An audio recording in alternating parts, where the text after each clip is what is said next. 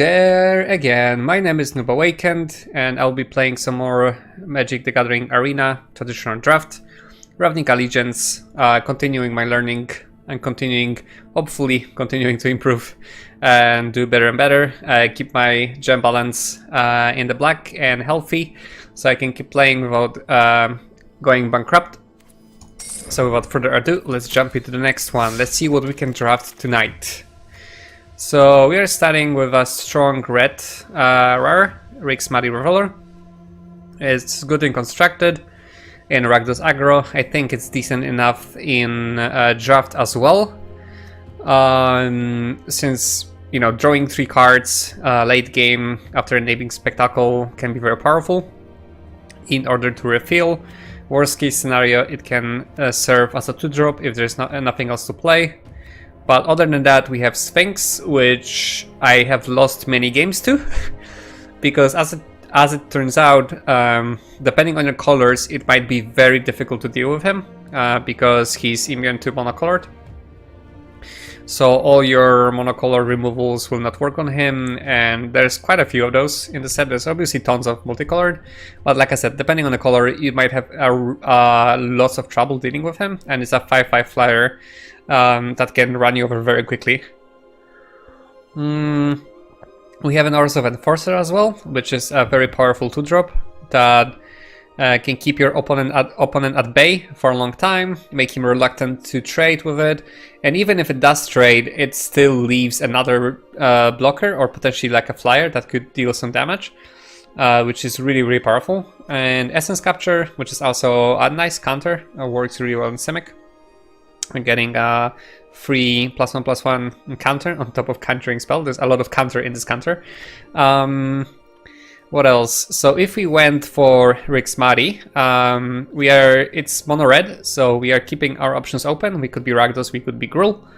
And looking at other cards that we could hope to wheel, so there's not much really exciting left in those colors. There's Death Revels, that's kind of situational depending on your deck. There is Storm Strike, that's kind of weaker trick that you kind of take when there's nothing else to take. Same as Stony Strength is the kind of the same deal. We have Hybrid, so that works perfectly in Gruul. Works just as well in Gruul as in Simic, obviously better in Simic. So I'm not sure really what to go for here. Sphinx is kind of neutral because it's an artifact, right? So it can be put in any deck as a curve topper and work really nice. I'm kind of leaning towards Rix Muddy simply because I don't have Foroth yet. And I kind of want to build Rakdos aggro as well. Let's see if we can build some Rakdos or Gruul. I would love to play some Rakdos. I think Rakdos is very fun. Maybe not the most powerful, but it's definitely fun to play. Let's see here. So we have Gruul Beastmaster, which is very powerful. If left unchecked, it can finish the games very quickly. Or provide tons of value to your next trade. Next turn, the turn she attacks. The other uncommons I'm not too excited about, plus we already picked Rix Muddy, so I would kind of like to stick to the colors that actually work. So we are either looking at green or at black. What else? We have Recluse, which again would keep our options open. We have Scavenger, which would put us closer to going Rakdos, and picking Scavenger now it's kind of risky because we are not certain to get like a lot of small drops that we will be fine sacrificing to it. So I think I'm gonna go, and if we go for Beastmaster, then again, like we are kind of sealing the deal on Gruul, and I'm not too sure about that. We are just after playing Gruul in best of 1, which didn't end up too well, only 3 wins. So I'm not sure if I want to go Gruul again straight off the bat. That being said, Recluse is something we can hope to pick up later, I think. I've seen it wheel before by the bots, so I think whether we end up in Gruul or not, Beastmaster is probably the best pick here for us. Alright, so I think the game is telling me to go Rakdos in the end, with the get the point here. We could hope to wheel the Gilgate, we could hope to wheel the Spear Spewer. Consign to the pit, 1-off is not too bad. So I think we will settle at Ragdos, unless we will be unable to play those colors. So let's see here. So Cry of Canarium, obviously not the best if you want to be Ragdos. Works better in Orzhov when you can actually when you can get some afterlife creatures after playing it. But other than that, we don't have much. We have Locket, which is not necessarily the best because Ragdos you kind of want to be aggressive and beat down quickly. Acrobat is kind of filler, which you don't want to play unless you have to. Final Payment, not the best one to splash. Cry of Canarium may be like a sideboard if we know we are playing against a deck that is even more aggressive and we kind of want to hold off with our creatures and wipe the board. So that might be the consideration there. Let's see here. Crocodile, I kind of like it. I mean, it's not the best, but sometimes it feels rewarding to have like a big blocker that can also attack and not die to like a lower cost mana blocker and stuff like that. I'm not too sure here, to be honest. I think I'm gonna go for the Acrobat here and try to build this aggro deck and see how that works. So here we have a little bit better options. We have Footlight Fiend, which is an excellent 1-drop. It has a lot of very good synergies in Ragdos. We have Vampire, which is also a very strong card and might work well in our Ragdos as well. Another Acrobat and Transport. So I think it's between the Fiend and Vampire here, and also let's not forget we have Daggercaster, which can be a board wipe when we are playing against like an Orzhov or maybe like a mirror match. So that's a consideration too. I think Daggercasters might be very situational here. Like if we're playing against Gruul or Simic, it's not going to do a whole lot, like pretty much nothing. We can count on him only pretty much against like Orzhov and Azorius for the most part.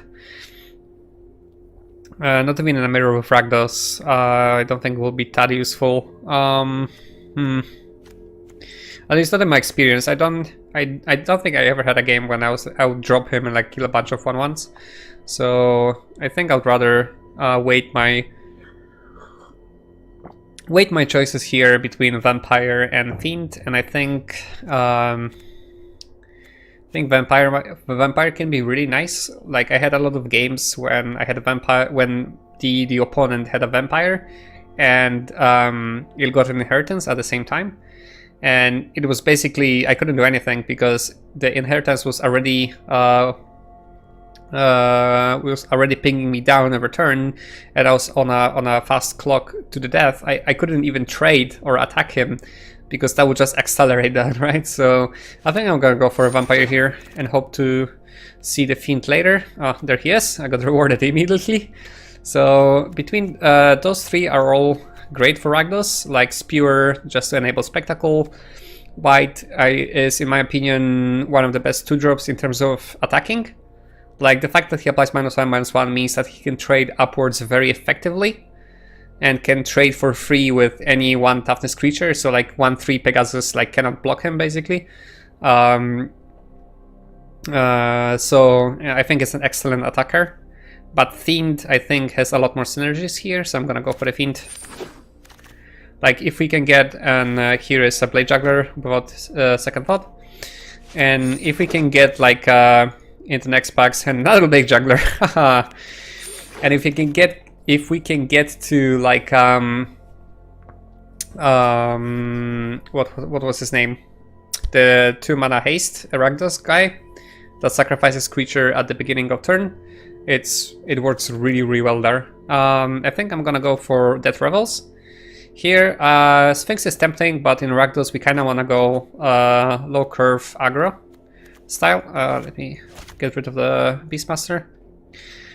And Death Revels I've seen used very effectively in conjunction with cards like Footlight Fiend and Sacrifice Engines. So you sacrifice Footlight Fiend a bunch of times, and then get them back with death revels, and then do it all over again. So let's see if we can do something similar here. I think now I'm gonna go for Scavenger, since we already picked up the Footlight Fiend. So we're looking for those kinds of synergies, and Spewer we might see again later, and I think we want to look for like good creatures before the Spectacle Neighbor. We might use Burn Bright, since we are trying to go aggro and beat down quickly. And we might, but I think we're gonna see both cards. So I think I'm gonna go for Consign, just to have one more spot removal that might play one off. Let me get the Locket here, in case we somehow end up in a bigger curve. Here is between Acrobat and Vampire, and I think let's go for Acrobat. Act of Treason, might play it depending on the cards that we get later. Okay, that's pack 1. Let's see pack 2. Repudiate, Replicate, sadly not something we want to use in our deck. And as far as I'm aware, it's not a very good rare, and limited and constructed anyways, so there's that. There's Mortify, but I'm not sure we want to splash it. We have Clamor Shaman, which could work for us, since we're looking to close down the game very quickly, if possible, although right now we kinda missing a lot of those early creatures that we need, but hopefully we can pick them up later when we have to start somewhere. We already have one Scavenger, that would be other consideration. There's a Vandal as well. But I think out of those two, we probably want Shaman, because he can enable like attacks against one big blocker. We already have one Scavenger, and I think we can potentially pick up more later if we actually end up with more low mana creatures. So let's go for Shaman here. Wow, okay. Ooh, Nikia. Yeah, kinda regret not going rule now. Although we do have a Cold Guild Mage, which is probably what we are gonna end up picking here. We have Grotesque Demise, which is also very tempting. It's a very powerful removal in this format. There's lots of 3 or less power creatures that would be a perfect target for it, like tons of flyers happen to have 3 or less power, so we could use this against them. That being said, Guild Mage can be very good. If we draw him late game, we can use him every turn to discard the opponent's card, so whatever they draw they have to use right away. Or if they have advantage, we can remove that advantage. We can enable Spectacle and can actually ping the opponent for 1 every turn. So I think Guild Mage here will work perfectly. Plus, I think we're still looking for our low mana creatures, because we basically have none. So okay, let's hope that Acrobats can go turn 3. Let's hope we don't have to run the Locket here. Yeah, let's hope Juggler is gonna go turn 3 as well. So basically we really need 1 and 2 drops. So I think Guild Mage here is the perfect choice. And there's the Artist, that's perfect. I think, so the other considerations would be Skewer the Critics as a very good removal spell, obviously, and could also a bit of reach. But Artist works just perfectly with Footlight Fiend, so we get effectively 3 damage to the face, or 2 damage to the face and 1 damage to a creature, and works really well with Death Revels as well, if we can get back the creatures we sacrificed with Artist. So here it's an undisputed winner. Let's see here. So we have the Enforcer. This is, by the way, the same set of uncommons we've seen in the pack 1. I think even the order is the same. So I think we're gonna go for the Enforcer here. There's a Rakdos Guildgate as a consideration, or Imp, but we want the early pressure, and Enforcer could also serve as a blocker if we really need to. Here we have the Twin Stick Dodger, which kinda works well because 1 mana, 1/1 haste, and it has a little bit of evasion as well,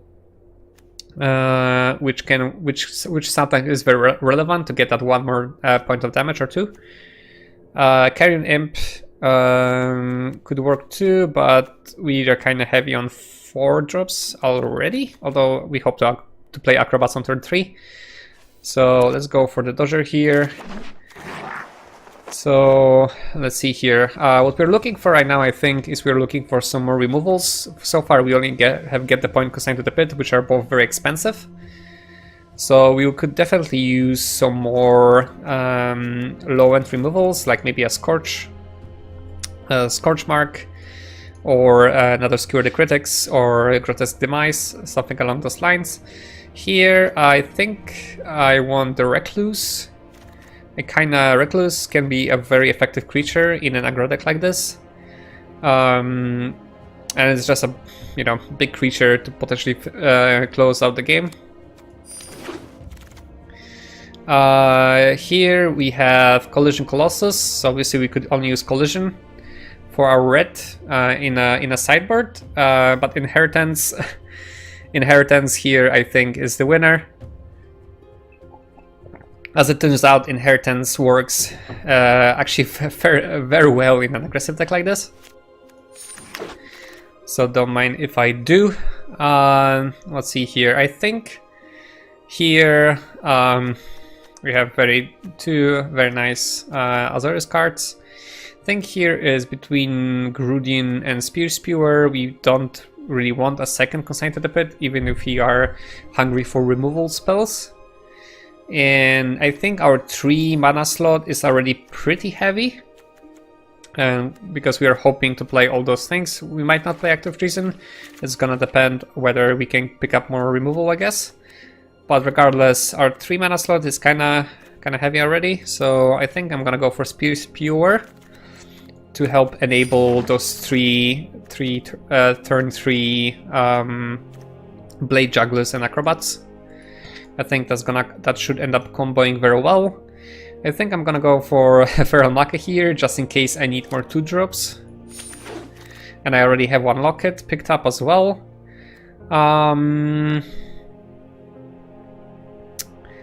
So I was just thinking that maybe the Face could be a card for a sideboard, but then I remembered that Sphinx has protection from monocolor, so you cannot use it to deal with Sphinx. You cannot use it to deal with the Gate Colossus permanently, because they can get it back if they have more gates. And there's not a whole lot of creatures with Defender that are worth using it onto. So I think this card is just a dead card, basically. There's no good way to use it even in a sideboard. So let's go for another Act of Treason. We might end up using 2 if we have no other removals. Let's go for Bladebrand. Works well with Footlight Fiend. I think I want the Guildgate over Imp, because we have no Guildgates yet. Let's go for Burn Bright. We might end up playing it. Sure, a Guildgate if we want to splash green for some reason, and Gathering, which we may play as well. Alright, last pack. So, Zagana, really good card if you're on semi-colors, like if the opponent cannot deal with it immediately, like it suddenly becomes an 8/8 Trampler and takes over the game. We have another Vampire, but I'm not sure if I want a second one.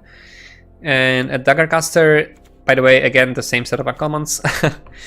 But what I'm looking at mainly here is a Rustabout, which is a very nice Rakdos card. Again, helping enable that sweet Spectacle and just a good 3-drop. So let me go with this over Caster and over second Vampire. I think because we are trying to be aggro here, right? We kind of want to rely on creatures that can attack effectively, and 2/3s are not necessarily the best at attacking. So, okay, let's see here. We have a Scorch Mark and we have another Get the Point. We have Macabre Mockery. I think, and we have a white, so it's a really stacked pack for us.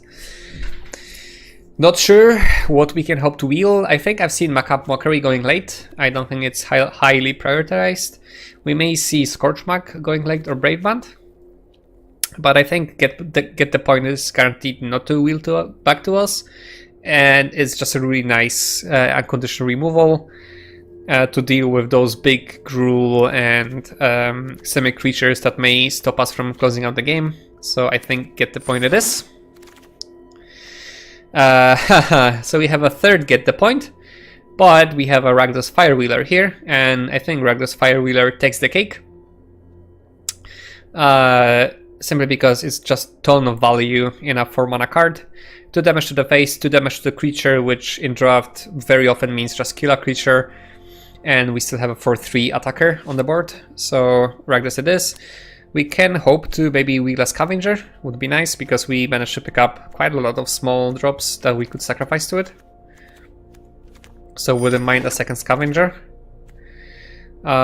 Here, let's see, not much for us. We have another Dead Rebels, which I might pick up here. Other than that, nothing else pretty much, so we may play a second Dead Rebels. We may not, we'll see. I'll take a third Blade Juggler, don't mind if I do. I take a fourth Blade Juggler. I really don't mind if I do. Not sure, I think we're gonna stop at 4 though. Our 3 slot is basically bustling right now. Holy shit. Yeah, that's about it is, I think. Although we will probably have to make a lot of cuts here. Well, probably the Acrobats will go away now completely, since we have Jugglers. There's no reason to keep Acrobats. Here, let's take white. Like I said, it's a very good attacker. I think I'm gonna pick up the Undercity Embrace in a sideboard. If we end up going to play against Gruul or Simic, it can be very useful, since they usually play a handful of creatures that are very big, so the chances of this hitting a big creature are much higher.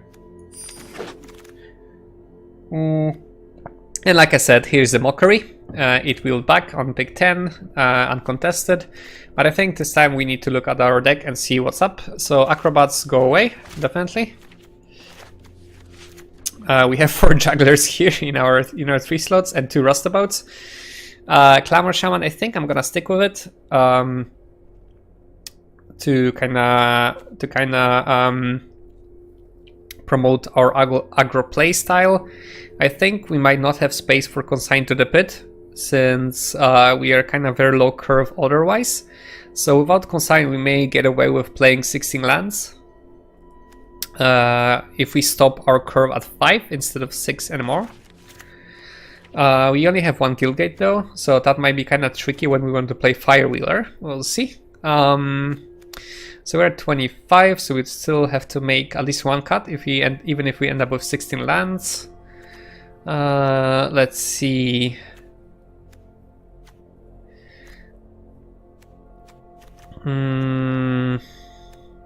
So we do have a lot of small creatures, so Vampire would, I think, will still be good, and it works well with Artist as well, right? Because our creature dies, so we go 3 to the face automatically, and we gain life too. So it's a very good combo here there as well.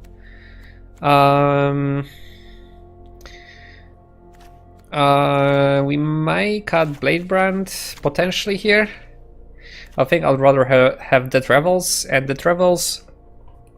I found out, like, when it was played against me, even with casted like just for 4 mana, can be seen as like turn one spell into 2 creatures in late game, right? Even if you happen to draw it, top deck it.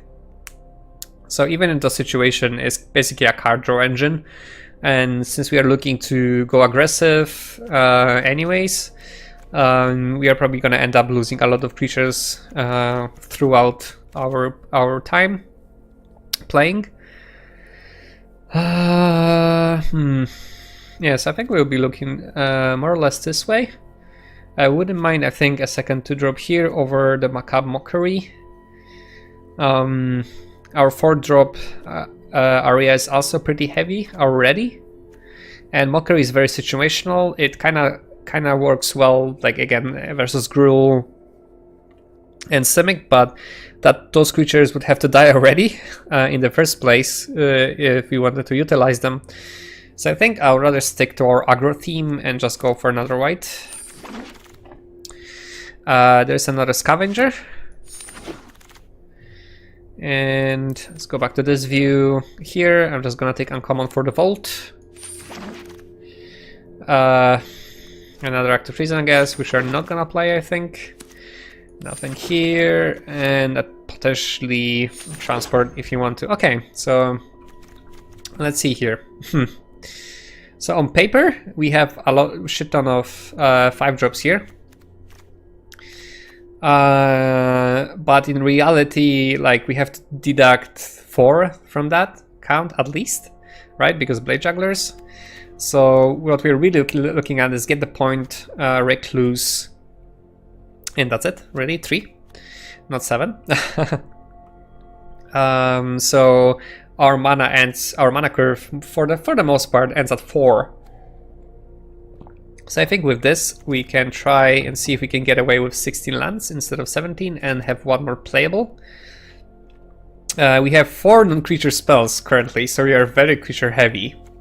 And I'm not sure if that's the way to go here. I think Oars of Enforcer might not work well in our plan here. Although I can imagine enemies being reluctant to block it. So it may go in for 1 and help enable Spectacle and all that good things. So we might keep him here. What about our card engines? So we have Rixmari, which is an excellent card engine in late game. We have the Revels, so we can get some cards back. And I think that's it. Let's see here. Yeah, that's about it. But that might be just good enough. What are our options? We could have another Death Revels here.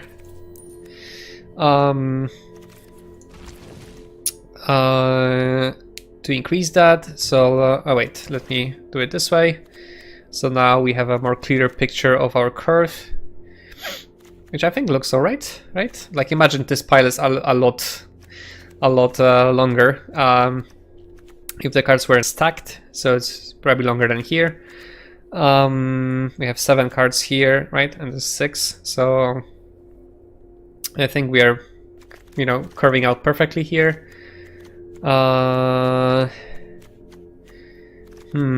So I think I like our plan just to go ham with creatures. It really promotes having 2 scavengers as well, because we have plenty of fodder to sacrifice to it. It also gives us some scry, which is nice to make sure we can keep getting those creatures. Then when we get into a later stage in the game, we can hope to get the point to get rid of the 1 big creature that the opponent is defending with. If not, we always have alternatives like Inheritance and Vampire to hopefully close out the game if you're missing those few points of damage. And when I mentioned card engines, obviously I completely forgot about 4 Blade Jugglers, which is an excellent card engine, right? It's a 3 mana 3/2 that draws us a card. But we still have to make cuts. So, I think I still like the Recluse, just to have at least one big creature, other than scavengers that are not, not necessarily will end up being 5/5.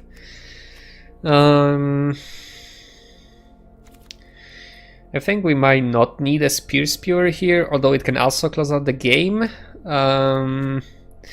So I think it is the Enforcer actually that we are gonna get rid of, because it's just 1/2, and we could have a 2/1 attacking or 2/2 to 2/2, right, in our 2 mana slot. So I think I'm gonna cut the Enforcer, and with this, let's check our colors. So we have 11 black, 5 red, so we get rid of 1 mountain. And that would be our deck. So yeah, it's not reflective here sadly, so it's kinda awkward to look at, but yeah, this here is just 3. And 4 is added here. Or here rather, in 3 mana slot, right?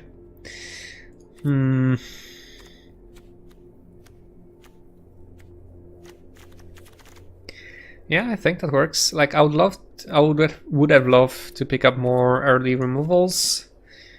Other than get the point, and I'm kind of contemplating that one blade brand here, because it's also we could also cycle it. Worst case scenario, we could also take down like a bigger creature together with our smaller ones. It combos really well with Footlight Fiend, which would potentially allow this little guy to kill 2 creatures. So I'm kind of tempted to add it as well, but then we'll have to make another cut somewhere. Probably in our 4 mana department, since it's also pretty heavy. And oh yeah, sorry, Death Revels we may hope to cast as a spectacle as well. And I don't really want to cut anything anymore. That's the problem here. All good cards. We may consider the Shaman to be cuttable too. Yeah, I'm not too sure. Okay, you know what? I think I'm gonna try it like this. And if I feel that I really need an more early removal, then I'll consider just adding in Bladebrand and see how that goes. If I see that I really need more bigger creatures, I have the transport, and yeah,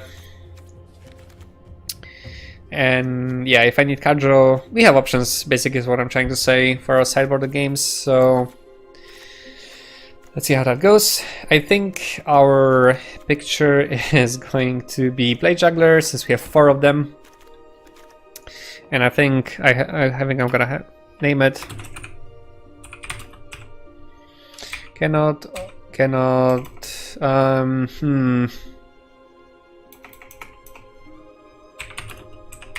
hold all those daggers, basically.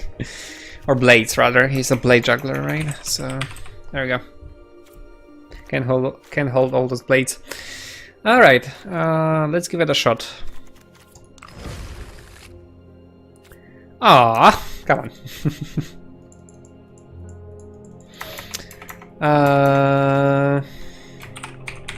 Juggling jugglers. There we go. Since we have so many of them, we have to juggle them, right? Okay, should be good to go. So last time I played Rakdos in draft, I ended up going 3 wins, and I was kind of disappointed because I drafted what I thought was an insane Rakdos deck. I actually have a picture of it somewhere.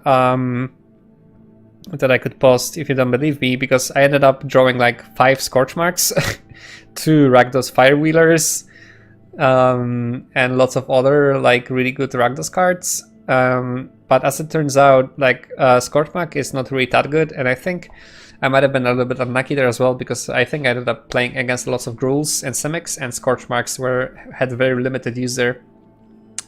So I was thinking that, yeah, it's kind of insane, like the Rakdos cards just kept coming. But yeah, in the end it wasn't good enough to go to 5 wins, so let's see how well we can do today. Let's give it a shot. Let's give it a shot.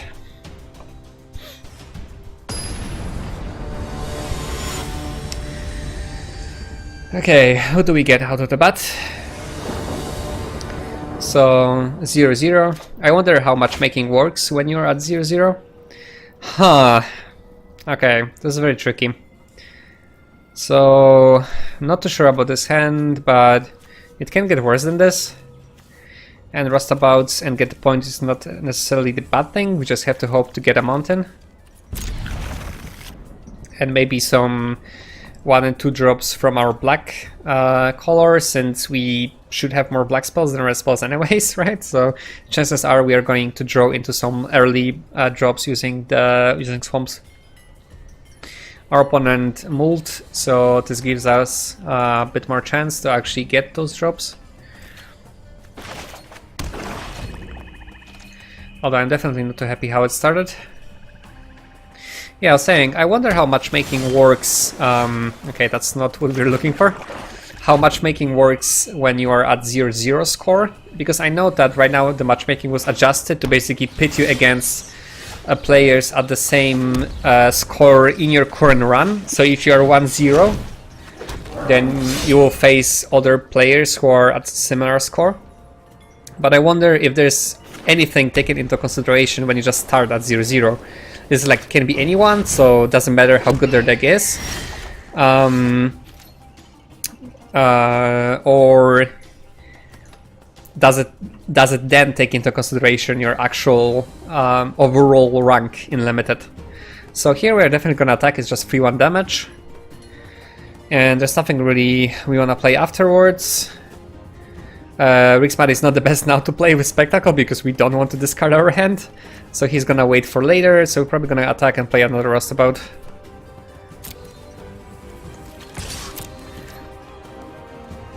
So if he attacks back, we can actually punish him.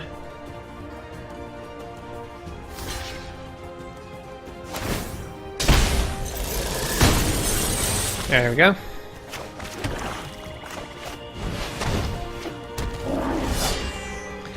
And next turn we can deal guaranteed damage. It's Azorius. They're unlikely to have a high, like a 2-power creature. Okay, they might have a trick though. We'll see. What do we have? We could. No, we cannot attack with Goblin because sadly we don't have a second. We don't have a second red mana. So here I'm just gonna attack, and if he has tricks, I'm gonna respond and get the point.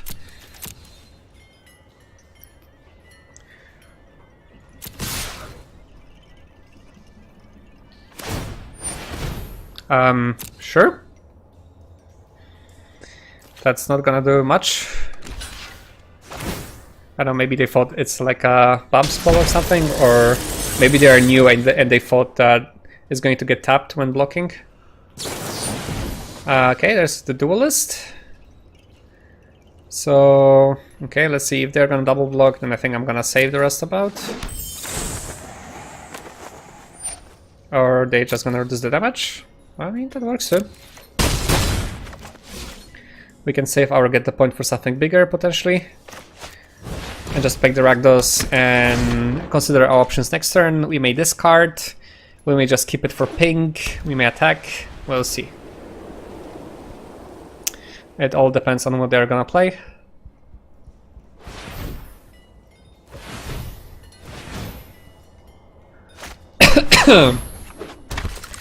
Okay, Ministrant. That is a little bit annoying because he'll get a bunch of flyers in return for blocking. But I don't think there's much we can do about that. I'm kind of tempted to discard him, attack, do some more damage, discard him, get the point for anything big that he might play, and then once we are out of our and maybe play the Dodger as well, and or white also works because he doesn't get killed by the Duelist. I think I want to attack here. I want to stay on the aggressive side and keep dealing that free damage as well.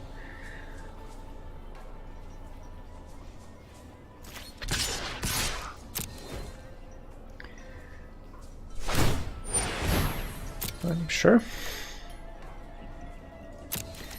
Okay, opponent takes it for some interesting reason. Yeah, I think I'm gonna play out my creatures here. Keep up the aggro.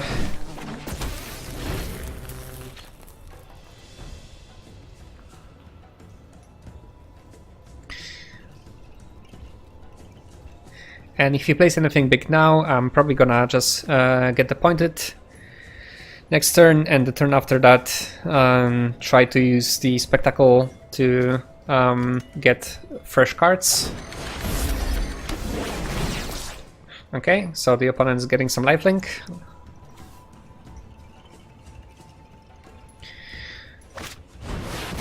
Alright.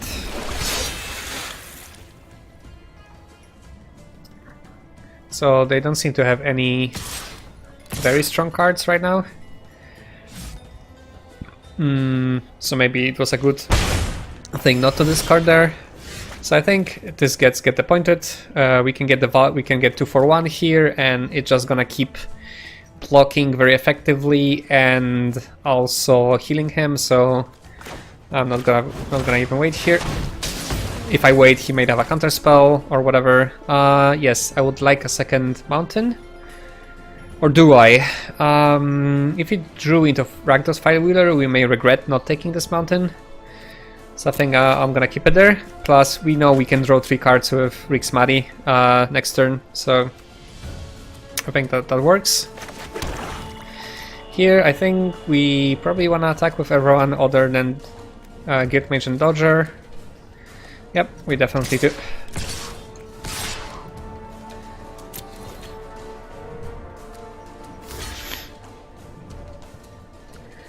I'm gonna keep Dodger just in case we end up having him very low, but they can find like a big blocker,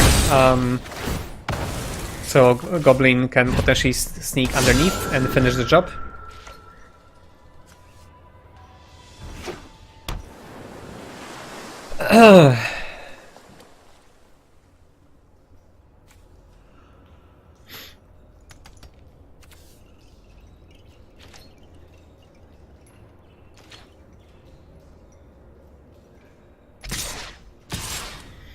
Sure, be my guest. That's not gonna end up well for you, I'm afraid, unless you have something on your hand I'm not aware of. Okay.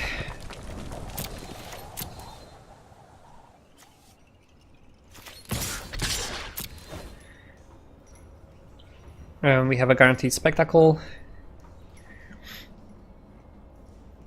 Let's see, is it another duelist? Is it a removal? Oh, admonition, okay. So we may have to use Guild Mage here. Or rather, we'll have to replay Rakdos Rustabout first. So this slows us down a little bit. Okay, that's a free trade for me. Thank you very much.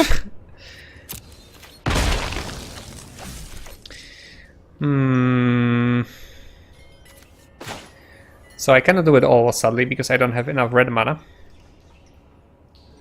So I think what we're gonna do, we're gonna play Rustabout, not Raktabout, what? And I should have discarded first. Yep, I should have discarded first. Okay, my bad. Yeah, that would have been perfect punish here, but at the very least I know that he doesn't have anything else, so that works too, I suppose. Yeah, but lesson for the future, if you can discard first. Alright, the opponent doesn't have anything anymore. We are just going to ping him for 1.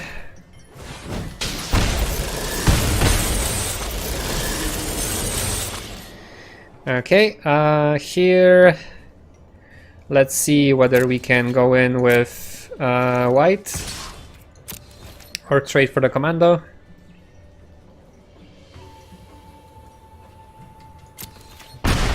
Okay, that's perfect. So we're gonna play the Fiend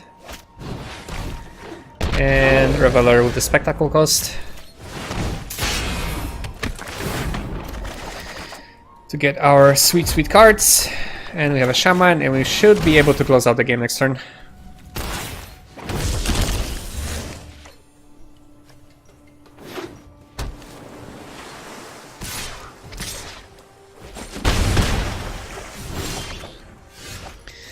Okay, I think we can just attack everyone, and that's it, basically.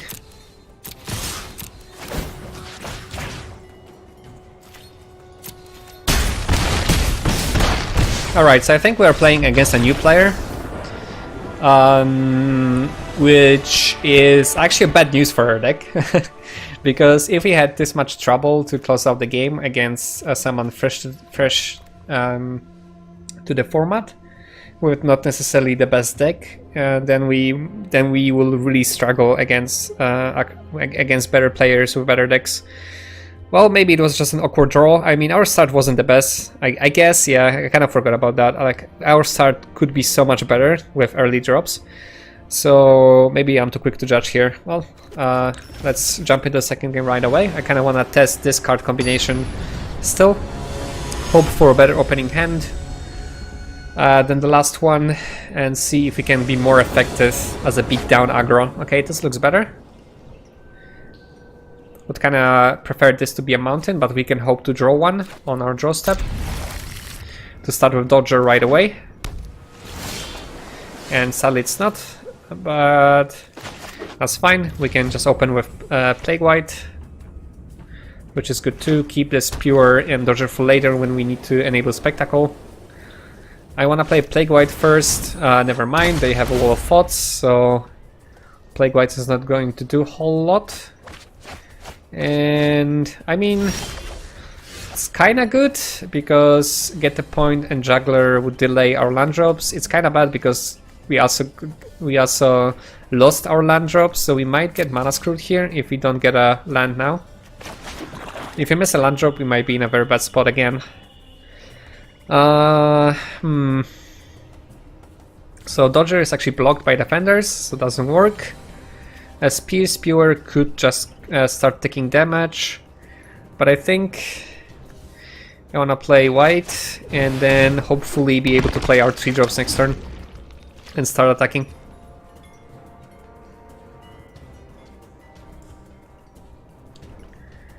So right now, if he gets screwed, I will be very unfortunate with all those really good cards in our hand. Although I think the opponent's also screwed up too. Perfect. Okay, so it's not too bad. I wonder if he does have Quench. He seems to be the controlling type. He had Absorb, so he is aware of counters. So he might have picked it up. I mean, let's attack here for fun and see if he does anything.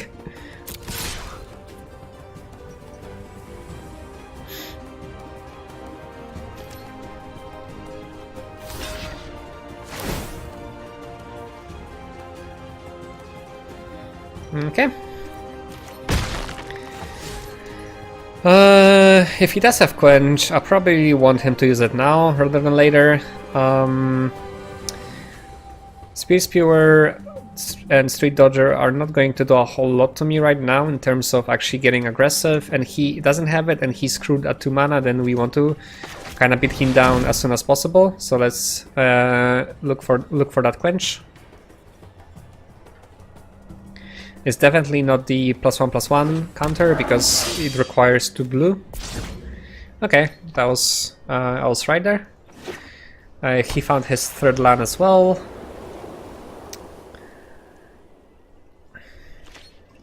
But still plays nothing, okay. And sadly we missed our 4th land drop, which is kind of bad. We really want to get to 4 mana ASAP. Doesn't matter which one, since we have a Guild Gate, so no matter which one we draw, we can use Fire Wheeler. Rustabout, I wasn't convinced about the card at the beginning, but now I see why it's so good, because even in this situation he can still deal damage to the opponent. Which is really nice. Is it a Fairy Duelist? Maybe that was what he was holding. Okay, he doesn't play anything. Okay, he might have Absorb now. So let me play something like a Spear Spewer first. Scare him off a little bit, I guess. Okay. I know he has Absorb, so I'll try to play around it a little bit. And in this configuration, if he doesn't play any more creatures, oh, there's Quench. Okay, nice. So he did have it, he decided not to use it, I guess.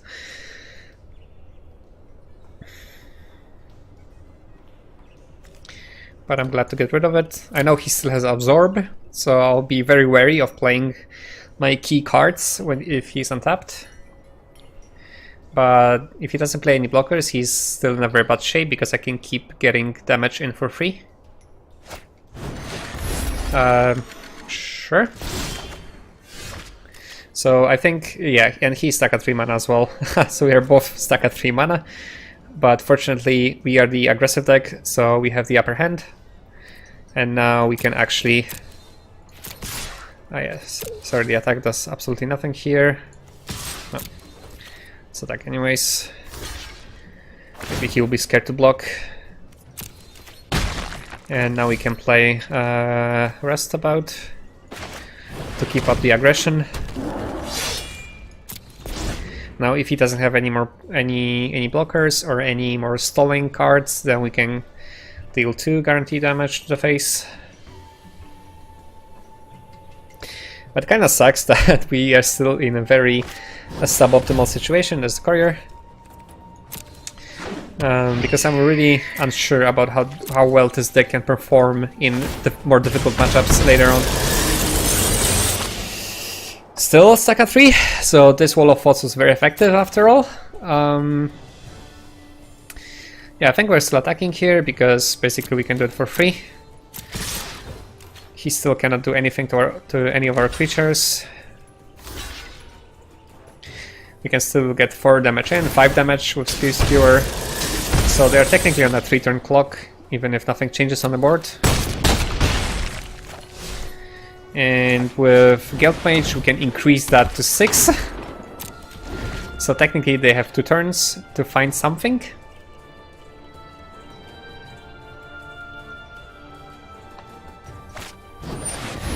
Okay, that can delay our plans a little bit.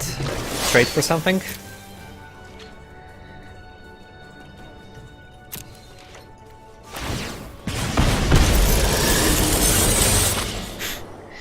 Okay, so we can play more whites. We're obviously still attacking, just holding the Guild Mage back. He's more useful using his abilities every turn. We're gonna use 1 Rustabout here, that's fine.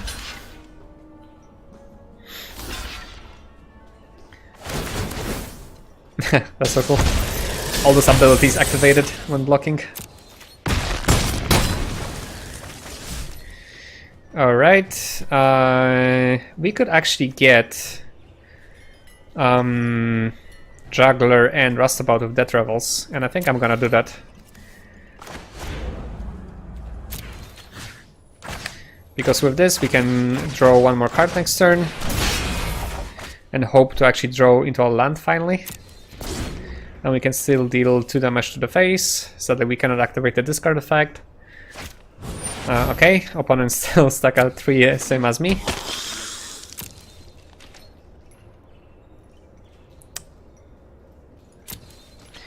Alright, so that's 1.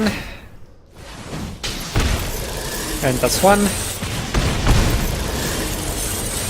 So, and we are still stuck, although we are nearly there. So now they can trade one more times, unfortunately, and get life back. And I don't think I have anything I can prevent that in any way right now. I could reduce that by attacking just with white, but then he can just block with courier. And I think it's better for me to trade here anyways and not let him attack. If he does attack, if he doesn't block here with Vampire, then I'll probably have to trade with Guildmage, just take it. Oh, we'll see.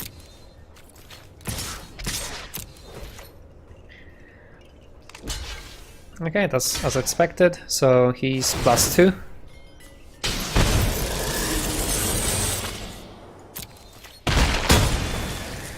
But that's fine. If we can draw into land finally with Juggler here, then we can finish the game quickly afterwards, and sadly still no lands. What the hell? I know we are playing 16 lands, but come on. That's 16, not 10. I wonder how many the opponent is playing. Okay, he drew into a small creature, which will delay our plans a little bit more again.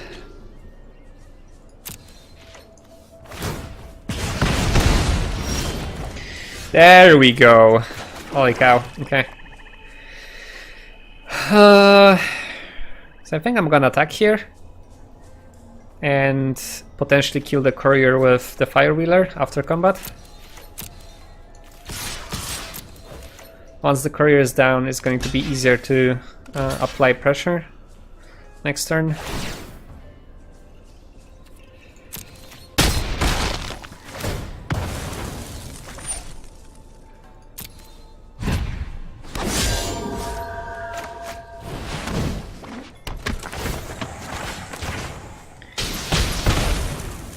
Okay, so that's one big blocker down. We could also just play Inheritance, I guess, and potentially win even faster. but we're Rakdos. We wanna finish this Rakdos style. Unless we run out of Rakdos options, then we can go Orzhov style and get our victory in an ill-gotten way. Okay, that's another blocker.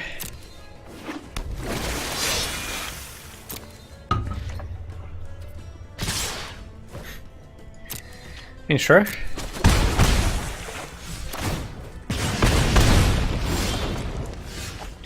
Okay, now we're getting lands.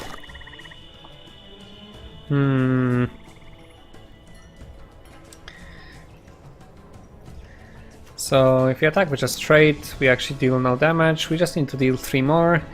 You know what? I kind of want to finish this and get into more games. So despite what I just said, forget all about that. It never mattered. I'm just going to play out the inheritance, and this way we can actually finish the game next turn, potentially, if we get a 6th land. I'm still gonna attack. Yeah, I'm gonna keep the guild mage back so we can deal 2 damage at the end of turn.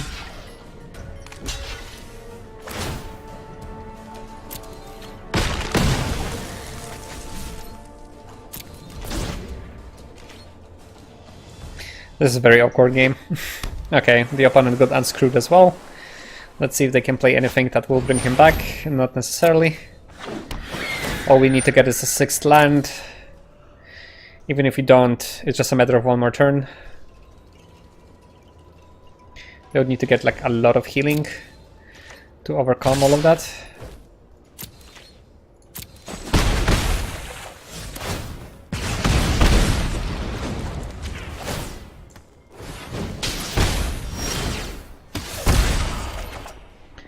And that is sadly not a 6th land.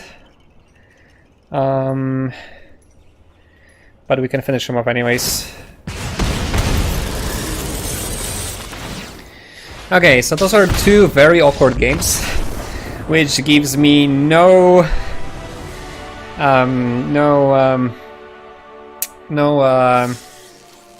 opinion, I guess, about my deck. Or no information regarding how well it will actually deal with stronger decks. So yeah, let's just move on. Let's just move on and see how we do next. So we're still hoping for like a normal draw, no screw, early drops, and see if our aggro plan actually works. Would love to see that in action. We drafted specifically for that reason, and we didn't manage to play it out effectively yet, so I would really like to see that happening. Okay, sadly we are on the draw here, so it's again not going to be perfect. As an aggro, obviously you get a massive advantage if you can start. I mean, in general, I think most decks would like to start and would like to be the first to play the card, but aggros in general, it can be, you know, win or lose, just depending just on that, especially in mirror matches too. Okay, so again, it's not ideal, but we are on a draw. We can hope to draw a mountain until our turn 3, and even then we can still play Calmo Shaman if we end up drawing more mountains, so that works too.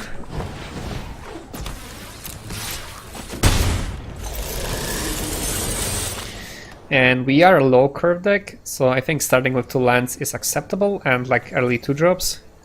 I don't think it's greedy. Please correct me if I'm wrong. Especially if you're on a draw. So if I get punished here, like, I'll have really mixed feelings about this.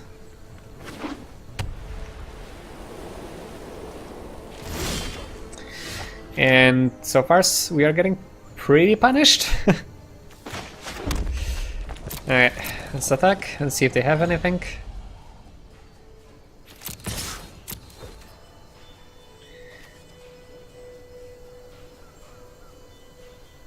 And let's hope we can draw into a land, hopefully a mountain.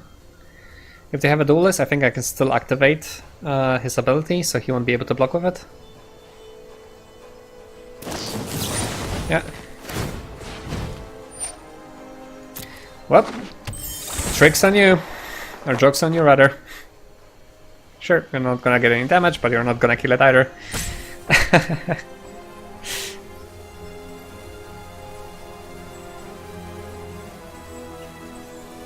Oh yeah, he's like, oh wait, what? What just happened?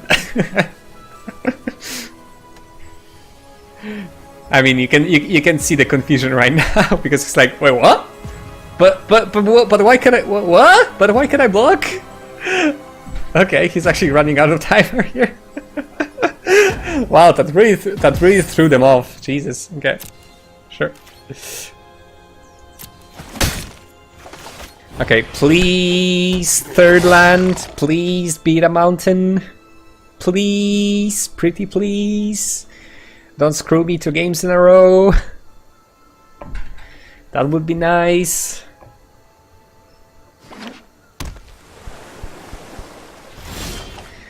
Oh, come on. Well, I guess I should be happy it's a land at all. Right? We're probably gonna get counter to the face.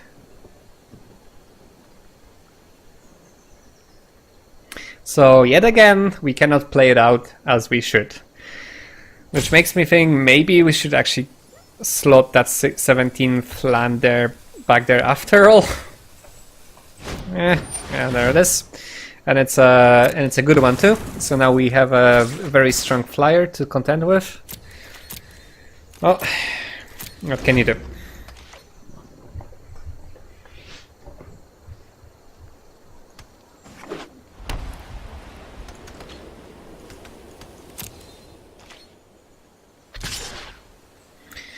Although maybe, thinking back, I have so much card draw in the deck, maybe playing 17 lands is actually not too bad. Since I can always hope to draw more cards, regardless, and we are pretty much dead here, with opponent having 2 powerful flyers, and the answers we could possibly draw are at 5th mana, are 5 mana, and get the point, and we are screwed still, so I think I'm just gonna... we could see more what they have, but I'm just not gonna play anything myself to not give him any more information. Let's see if he will play any more stuff, or he will just attack with those 2 creatures here.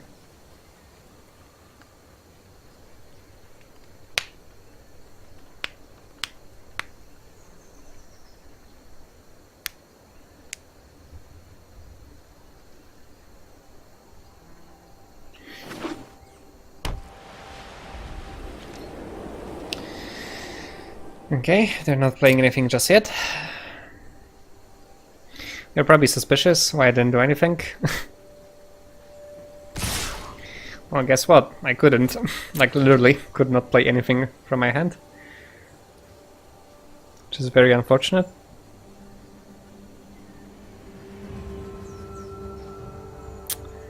Okay, it looks like they have some instant interaction that they're considering right now.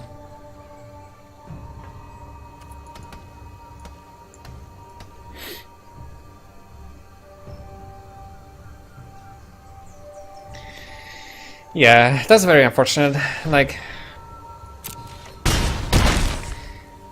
if I only got a mountain, like the game would have looked so much differently. A mountain, a swamp.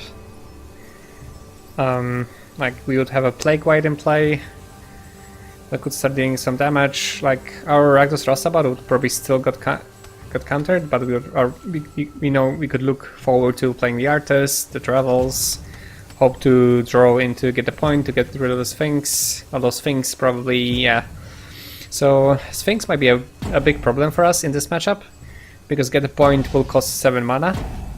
So this is where we might actually slot in Bladebrand.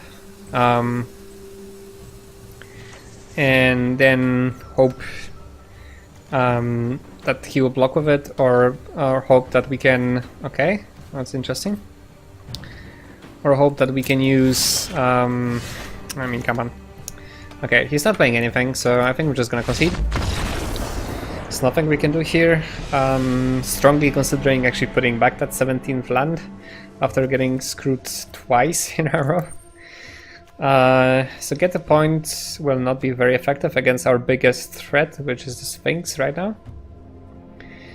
At the same time, this is our only removal here.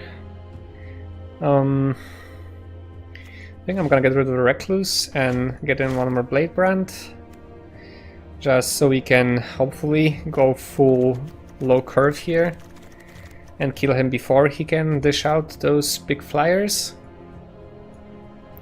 I'm still gonna stick to 16 mana. I mean, come on, like our curve ends at 4 mana basically, besides to get the points. Like, I don't understand why we are so unlucky with the screws. Yeah, we're black heavy, or swamp heavy. Our early drops are kind of mixed between the two, and we kind of have the perfect mix anyways. So yeah, I guess we're not very lucky there. Undercity Embrace is also actually a consideration here.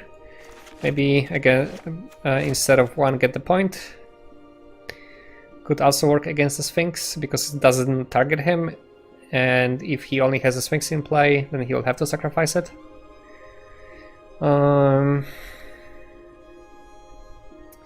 Alright, let's try this.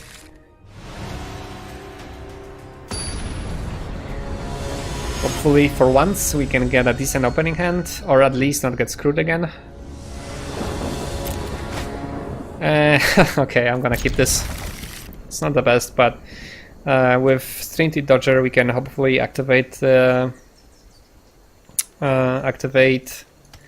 Spectacle, and at the very least play Juggler on turn 4 rather than turn 3.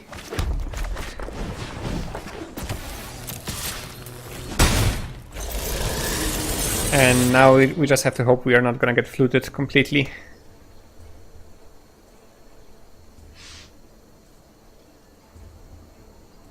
Would love to get at least 2 wins, to get some gems back. Obviously, as always, 3 wins is the ultimate goal. To keep my gem balance healthy and be able to play more drafts. That's all I really care about. And we're doing well. We are managing to play on curve so far. Let's hope we can keep it up. And ideally, he doesn't play anything right now. We can get Spectacle in and play Blade Juggler, draw a card, hopefully avoid getting flooded this way. He does appear to have something, or he's just reading the description of Plague White. Plague White is fantastic against cards like Duelist with 1 power. Okay, he's still eyeing it out, and sadly we are getting flooded here. So let's see if we can get the damage in. If that is a Duelist, that actually works for us, because this way... Yeah, that is a Duelist, sure.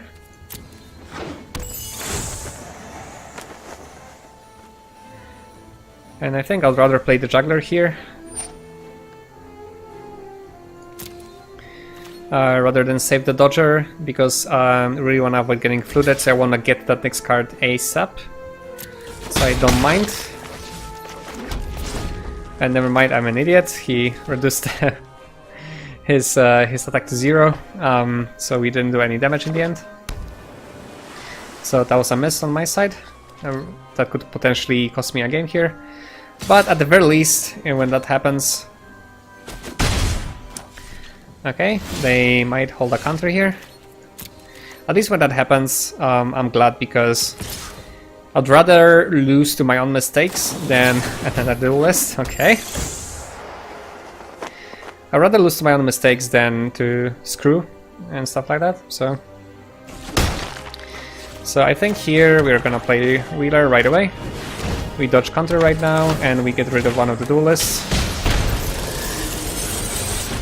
And can have a strong attack next turn if he doesn't play anything big. And hopefully this time connect and get the Juggler in. And maybe play another 2-drop alongside. If not, I guess we are gonna hardcast it. If they have a Sphinx, I actually don't mind, because Sphinx trades for both Plague White and Wheeler. And by the way, that's why Plague White is so amazing, because it can trade with creatures with 3 toughness as well. Huh, they have a Sphinx of Foresight. So I think we're not gonna send our White here. Oh, never mind. Instead, we're gonna send the Wheeler.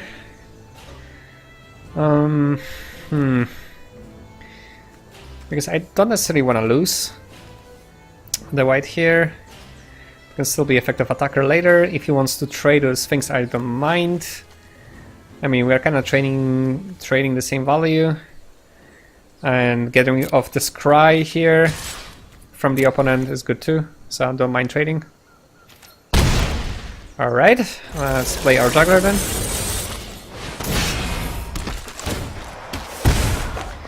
If you want to race, then we have to make sure we can outrace him, and Ill-Gotten Inheritance actually works very well here.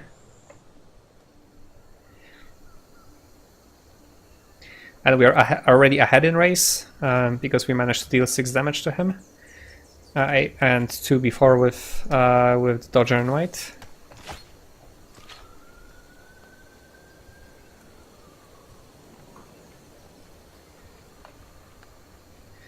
Let's see what he has. What else does he have? So he has like a very strong Azorius deck with big flyers. And okay, that is very bad for us. But I think this means Inheritance goes in, because we will be at 6 mana. A Biomancer doesn't necessarily work here, because he doesn't have any tricks to utilize Biomancer multiple times. So I think here we're just gonna slam Inheritance. And this will basically force him to attack, and then we can start racing. Because right now we don't have any good attacks. Like, whatever I send, we're just gonna crash to Foresight. And next turn we can play Shaman if he doesn't attack. On haste. Even possibly. And stop the Sphinx from blocking, and then we can actually do some trading. Although I think I'll be better off playing him at 2/2 so he doesn't die to Duelist. We'll see. Kind of hoping not to get any more lands. We got pretty flooded here all around, and now they have Arbiter as well, so we don't. I think we will be very tough to go through all those defenses. Yeah, and now we are getting flooded. Perfect. So yeah, not very lucky so far. The second game, definitely not. From Screw into a Flood. Yeah, I don't think we have much options. Like, we cannot outrace them at this stage. They can deal 7 damage to us next turn, and we're dead the turn after. And Inheritance is going to be a little bit too slow. Like, even if you play Shaman and just disable 1 blocker, that's not going to be good enough. But, well, we can still try it out and see. Maybe he will get scared from attacking here if he sees Shaman. Who knows? So if he attacks with everything, then we kind of have to win next turn, basically, right? So we would attack with all of our creatures, disable the Arbiter, so he blocks 1 with Arbiter, so we go in for 5. So I think we're missing literally 1 damage from lethal. Very close, very close. Yeah, because he'll be at 10, at 5. Yeah, we're missing 1 damage here, actually.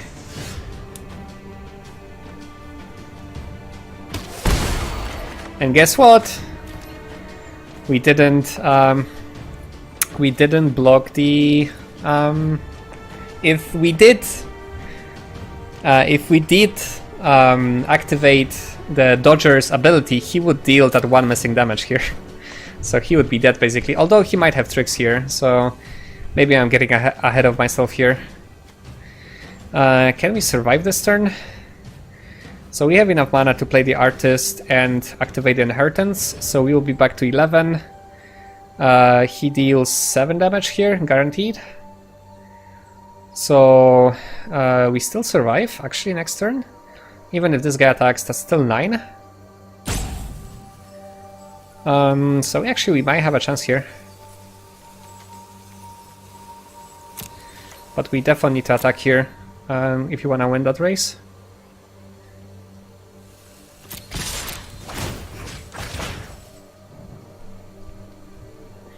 Okay, we have to bet everything on that play. Sure.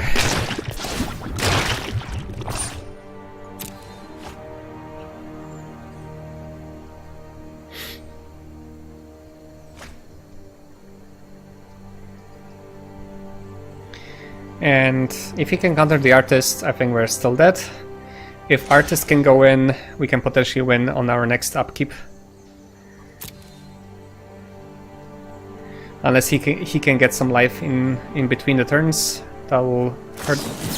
Well, never mind. He can destroy one of our creatures, so we go only in for 2. So I think we won't have enough to finish him off next turn, basically. Yeah, I don't think that's gonna work. Because we'll have to sack the inheritance now, just to survive. And that will bring him to 4. We can deal 2 in our upkeep, and then he will have a blocker in the Arbiter. So we will basically need to draw in to get the point, hope he doesn't play any more creatures or doesn't have counters. So yeah, I think we're pretty dead. Unless there's something I'm not remembering about that can actually be our out, but I'm pretty sure that's going to be a land here. So well, it was close, but sadly. Like, if he could at least not deal that 2 more damage, then we would have won. But sadly, he had that covered. So yeah, need to sack the inheritance here.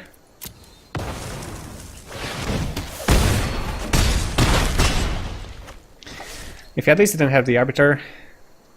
So at least this makes me a little bit more relieved, because that means that yeah, another blocker here. So.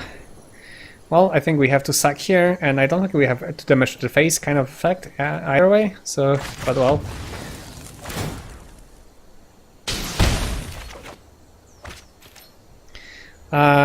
So we've...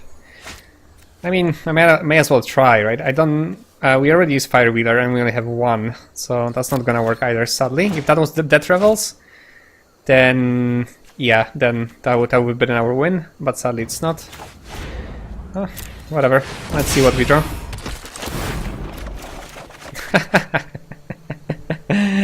Yeah, that's not gonna work. I mean, I'm drawing for fun, really. I don't have 2 damage to the face type of deal. Yeah. There we go. Oh, GG's. Yeah, that was very close. 2 damage off. Okay. So do I want to make any changes here? I'm still not convinced about the 17th land. I mean, like as you can see, we can very well get flooded if we have too many lands. We could play Locket, but we have so many really important 3-drops I wanna play that Locket doesn't make any sense here. So I think I'm gonna go against what the results are telling me and just keep believing that this deck can do better than this. And I was just extremely unlucky right now, and we can at least get to a second win here.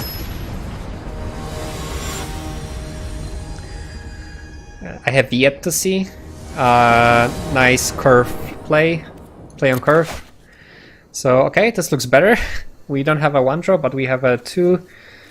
We have both colors, we have 2 early drops, so if I'm gonna get screwed third time in a row, or like third time in this tournament, I'm going to be very, or tournament, in this series, I'm going to be very annoyed. Well, so far so good. We can actually hope to get a 4th land now, and that will set us up nicely for scavengers, probably sacrificing the white. The opponent's playing a slower deck with the Gateway Plaza. Okay, that's perfect. I'm just gonna play the gate here. And look at that, we actually have a decent hand for once, and decent draw. Okay, the hero pressing, fairly happy to trade here.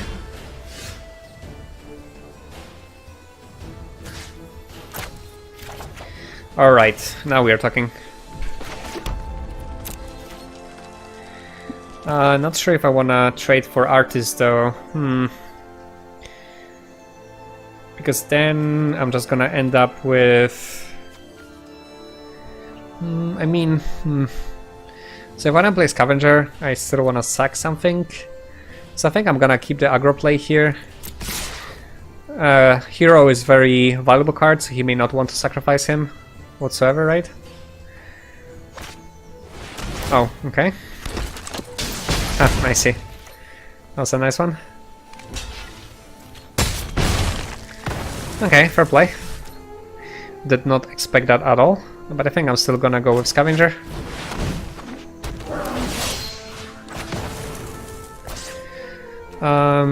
Okay, we don't need any more lands. We have all we needed. Dodger, not necessarily the best right now. Although could have been good with another Scavenger, I suppose, but yeah, actually, that was I misplayed there. I should have done that.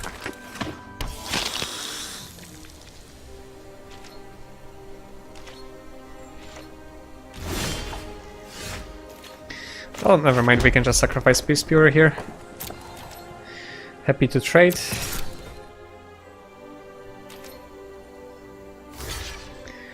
Yeah, the pressing one will keep him healthy for as long as he can keep casting those multicolored spells.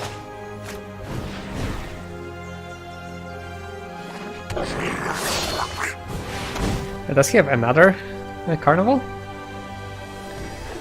Okay, doesn't seem so. That would actually punish me here. Okay, I'm pretty much happy to get those. Probably get the point first so we can get rid of the pressing hero. The hero of the pressing one. So it stopped generating value for him. And it will open up the way for a big attack next turn with 2 5/5s. And without having fear of another instant 1/1 blockers appearing out of nowhere. And he probably shouldn't have anything to stop that from happening. So Griffin could also be a good target, but Hero of the Pressing One can just keep spawning those blockers that will prevent me from actually dealing damage to him. So I think it's still better target for Get the Point. And he cannot really let free 2 Scavengers into the face, so he'll have to block here somehow. And he cannot block with any combination with the token, because that's not gonna be enough. Not sure.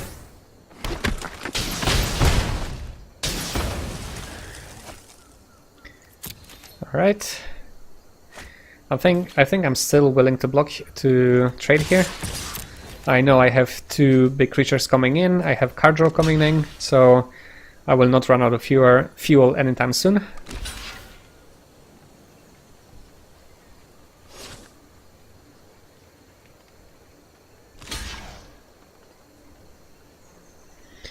Alright, that works.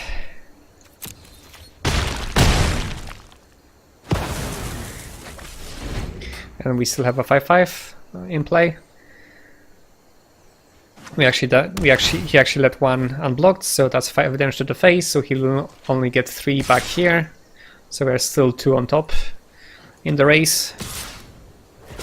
And he leaves himself open, which is suspicious. We're probably gonna play something now. Yeah, that's a messenger, that's still gonna die. And I think I'm gonna play the Reckless just to keep the pressure on. And to block the Vampire. And then if you don't draw into anything interesting, then we can even hardcast Juggler if you have to. Okay, the opponent takes it. Which makes me think he might have like a Thrall in hand, and he knows he will be able to get some life back. Okay, he has Seraph, that works too. Ouch, so he has a lot of very strong flyers as well. Not very lucky today, I must admit. Even though we managed to play like fairly big creatures, the opponent managed to keep himself very healthy with all those. So we have to attack here no matter what, because the Recluse is gonna attack, so we may as well just attack with everything. And if we can damage in, then we can play Juggler. And no, just Juggler. We have 5 mana right now. So I'm fine trading for Seraph of the Scales. Thankfully he doesn't have like gains indestructible or anything like this, so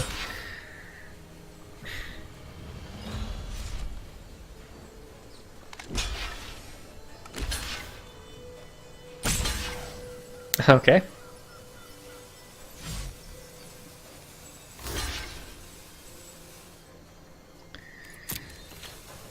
Sure.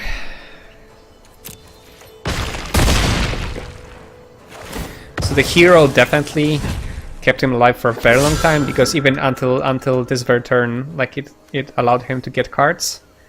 It allowed him to block the Recluse because of that one token that he generated before the hero died.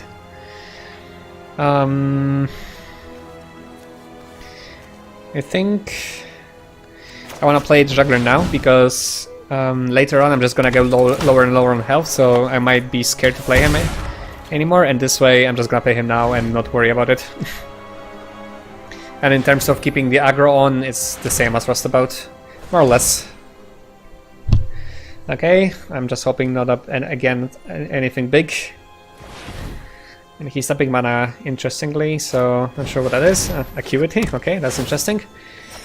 Okay, yeah, right, he does have the Gateway Plaza, so that works. Okay, so he basically has the hero kind of thing. Hero theme going on with multicolored spells, that's why Acuity as well, potentially. Okay, so that's bad news for us, because yeah, and he has tons of lifelink too, so it's going to be very difficult to keep up here. And I should not have played it. I'm not sure why I did that, because that will influence his blocking decisions.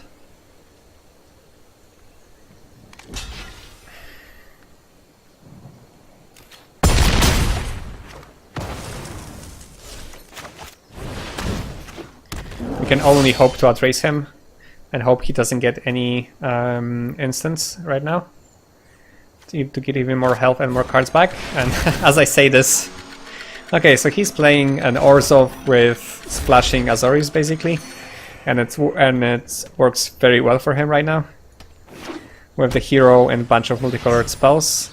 So I think we might end up with just one win if this continues.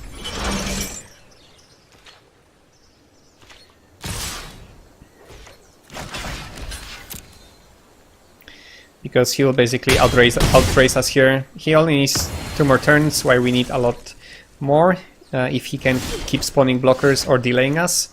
A Juggler is very bad here. I basically cannot play him anymore. I'm guessing he does have something on hand, unless he's gonna trade the Seraph here. Yeah, okay. So you might still have a chance if he doesn't have Seraph. That being said, yeah, it still spawns 2 of those tokens, but I think I still have to threaten lethal here, so I'm still gonna play Juggler, even though it's super risky. If he has a pump spell, I'm probably dead next turn, but otherwise I just don't win. I just constantly have to threaten lethal, so maybe hope he doesn't attack. Okay, this Vampire is actually super bad here. Yep, we're pretty dead. Don't think there's anything we can do. Nope. Okay. So we're not looking too great here. I think we definitely need to get the points for Seraph and anything big that he might have otherwise. And other than that, I think there's not much else we can change here. We could play Enforcer actually here. Instead of maybe 1 white to give us some more, like a one token to block with at least. Consign to the Pit doesn't work, I think, in our plan. Simply because we want to keep the curve low.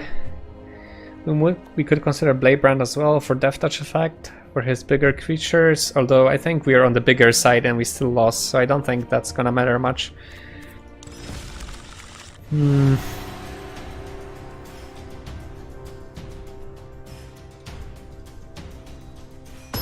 And we did have a very good hand too. So I think they just have a stronger deck at this point, or like a deck that's very suited against us. And this is not the best, because we kinda really need to get onto him quickly, and with this we have really nothing to play. We can only bank on getting a 2-drop next turn.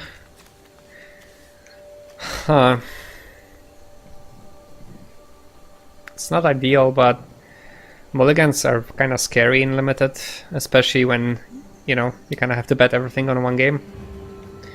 That being said, those are not the greatest drops. Like, it could be very difficult to activate the Spectacle if I don't get anything. The Shaman doesn't do much by himself, so I think this has to be a mulligan. Okay, this is better. Alright, that somewhat works.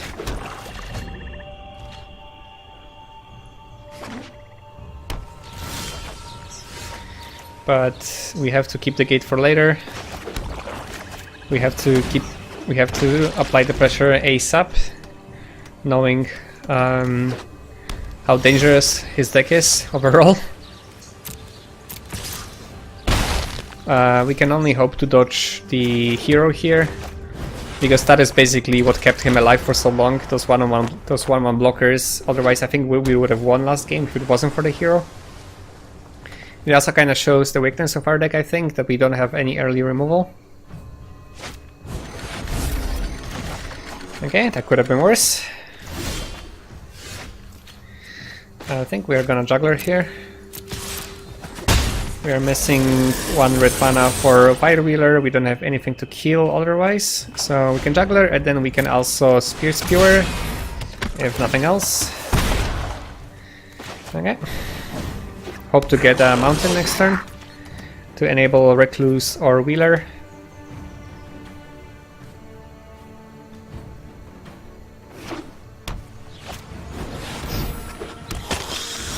Okay, that's not the best, but fortunately we did get Mountain, so I think it's Wheeler time.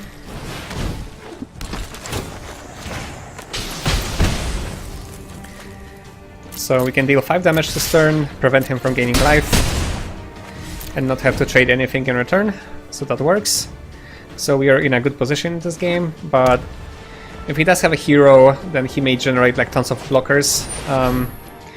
That will keep him alive for long enough to draw into his other big threats. Fortunately, that was not a hero, so we may have a chance going into game 3.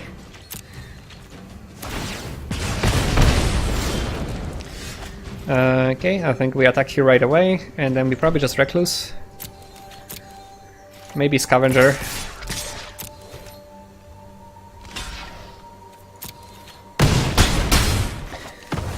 And I think Reckless is better, because it's bigger attack. We don't have to sacrifice this Pure, which might be critical to actually getting him down to low health. And getting that last few points of damage in. So I think right now, for the first time, we actually have the aggro combination that we're looking for. Okay, sadly he will get 3 life here. Unless we can get the point, sadly not. Okay, never mind. We can do a little combo here. That's why Fiend is so good. So right now we are top decking out of our minds.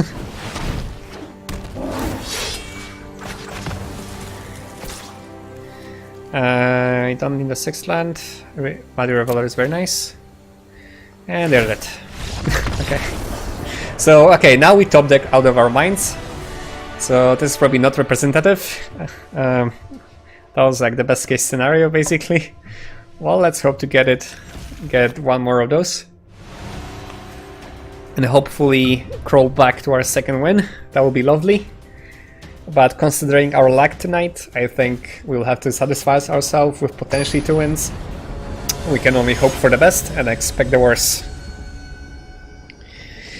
That's the motto I can get behind. Expect the worst, hope for the best. And okay, so this is a little bit better than the last one, because instead of 3-drop we have a 2-drop. So I think I'm gonna keep it. And we have get the point to get rid of those big threats. And hero potentially a little bit late, but it's better than ever. It's kind of sad we have to play Muddy here, but well, never mind. There may be hope for us yet. I love this card. It's just so thematically nice. No, thank you. And what we can do here? So obviously we cannot attack. We could Shaman here and get in for 3. And then if he doesn't have any more creatures next turn, then we could enable Spectacle and play the Juggler. So we have a bunch of cards, so we don't necessarily have to play the Juggler right away. So I think I'd rather keep the aggro, and then we can always have it as a cannon fodder to deal 2 damage. We can reuse it if he doesn't have more blockers. So that works for me.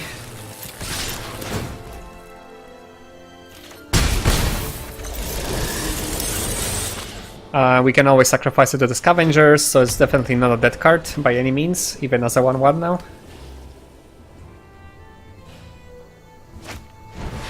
And fortunately he does not draw into any more blockers.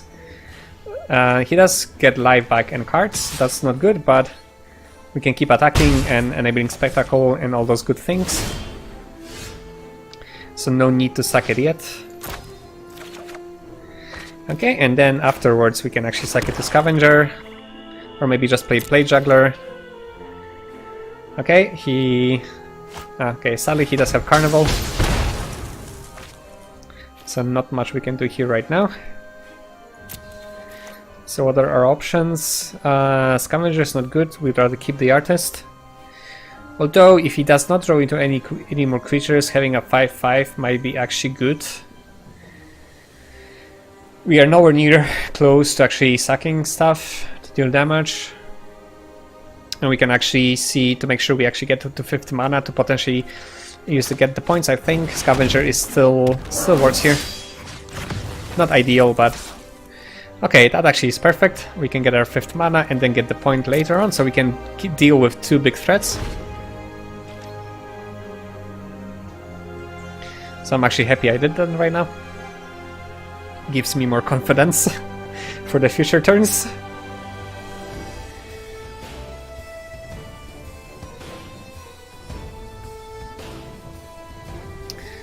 And he's playing a very successful, overall I think, very successful. And there's a hero, which is number 1 on the list to deal with. So it's not ideal, but he basically won him the game 1, so I don't want to see him actually activating. And he might have another Carnival here, fortunately not, so he gets no value. We still have another get the point to get rid of something bigger. Do I have anything to deal with Panther? I actually have the Firewheeler, so I'm not sure if I should trade here. I mean, I may as well, right? Like, I will have to run into something into Panther at some point if I don't get to Wheeler, which I only have 1 of. Get the point. I probably want to save for the Seraph of the Scales or anything other that he might play. It does put me behind on board. Yeah, maybe I should hold off for now. Having nothing on board is kind of scary.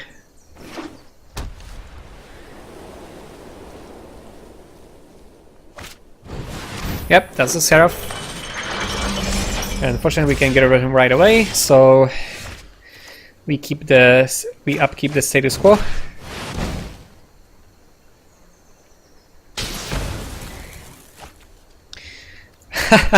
Okay.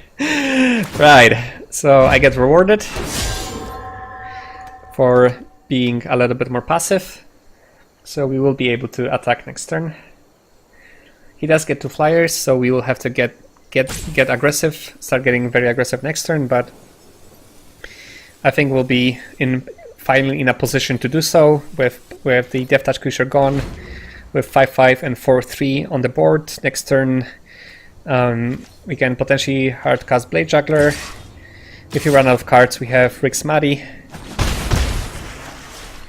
So I think now we have to get super aggressive. Just keep attacking, basically.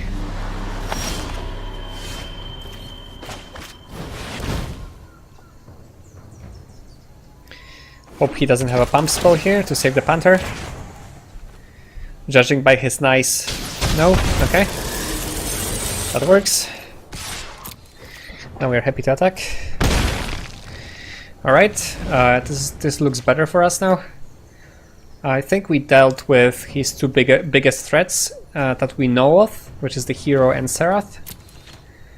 And the other thing that can save him now is if he draws into many instants and can keep casting Acuity to get life and cards.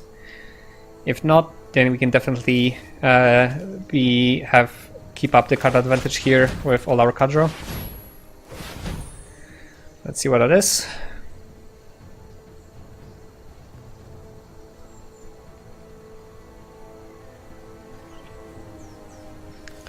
I am happy to trade with Wheeler, because then we could hope to draw Death Revels and actually cast him again.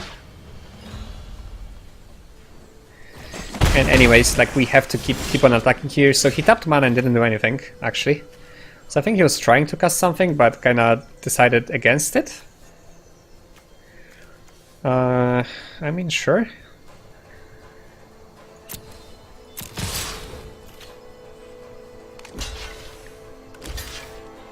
Yeah, like I said, I'm happy here. And I think I want to get rid of the Sneak here. Because he may, if he have gates, he may deal sneaky damage and get him cards. So I'd rather get rid of the Sneak here. And he's at 5, so if we can find our Spear Spewer or Guild Mage, then we can close out the game. We have our own Death Toucher, which could trade with anything they have, or just keep getting damage in. And we are still better. We are still looking better on the board. So we're really looking towards getting any of our 1 damage in. Like, obviously, Ill-Gotten Inheritance would be the best to also get us a little bit more healthy, because we're basically racing here against his 2 flyers. But I don't think he's in a position to attack right now. If he does attack, I'll probably just trade a Veteran for Enforcer to get my own flyer to block one of the spirits and trade. I think, okay. So this kind of works, because I can now sack the Enforcer and trade for the spirits next turn.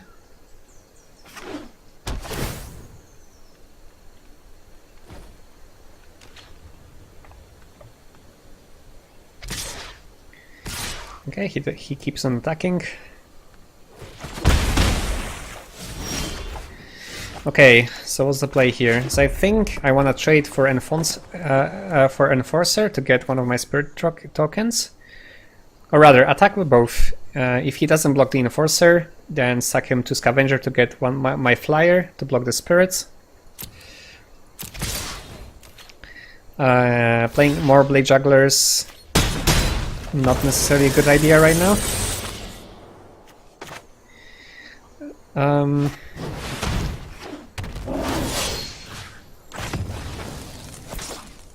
Okay, that's perfect. We want the Inheritance.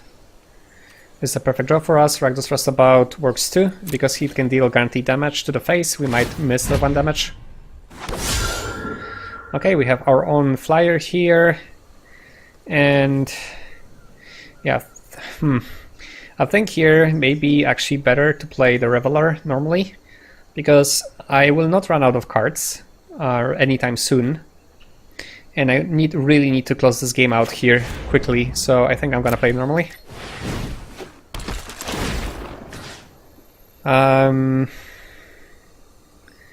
Yeah, this actually works, because Juggler here, too many Jugglers can actually be disadvantageous to me at this stage, because I'll get too much damage to my own face, and he may deal with the token here and still raise. And this way I can have Inheritance and Rustabout quickly, although I cannot play them both, so yeah. Ah, crap. So Vampire is not good here, obviously, because it will give him life back. Fortunately, Inheritance hopefully will be the thing that I need to win here. I haven't seen any... Okay, never mind. Even if he does have counters, that doesn't matter. And he's getting a lot of life back, which is not good for us, obviously. But he's holding back now, so that works really well for us.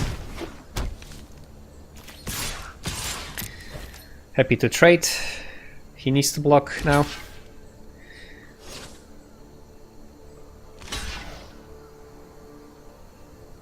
More than happy to get rid of both of the spirits, if he wants it to be that way. Yeah, you still need one more damage. And you need to block to survive. I mean, he could block like this and still survive, but let's see what he does. And I think he decides to kill the Scavenger. That works.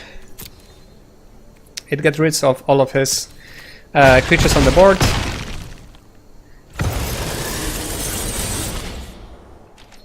He gained 1 life in exchange, but we do have Inheritance ticking, and we basically just need to deal 1 more damage next turn and we win.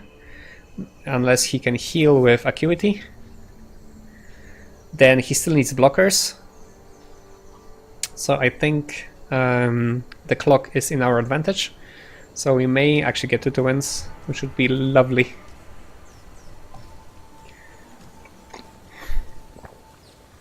He has 3 unknown cards, so he definitely does have options. And I think, because he's thinking hard what to do, he may not have the best cards in hand right now.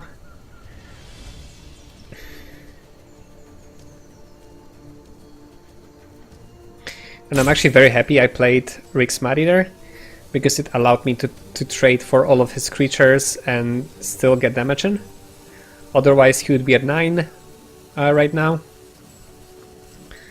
And I wouldn't even represent lethal in the first place, so that would not be the best there. Okay, Vampire works, blocks Reveler, and Acuity to get back on life, so that keeps him alive for a little bit longer.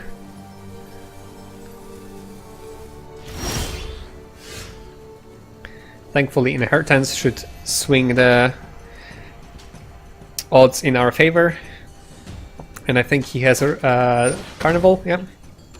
Sure.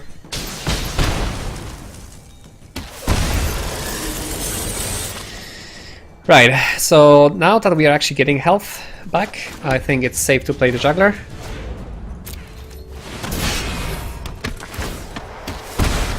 And we basically need our offense now on the board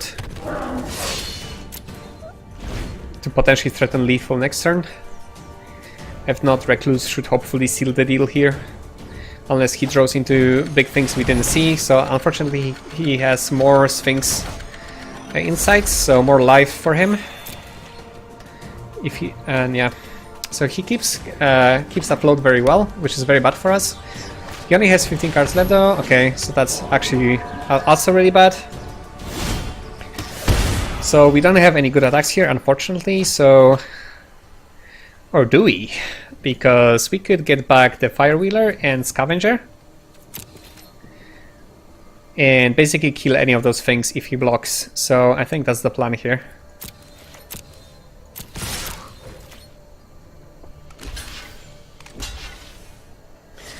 And still get in for more damage.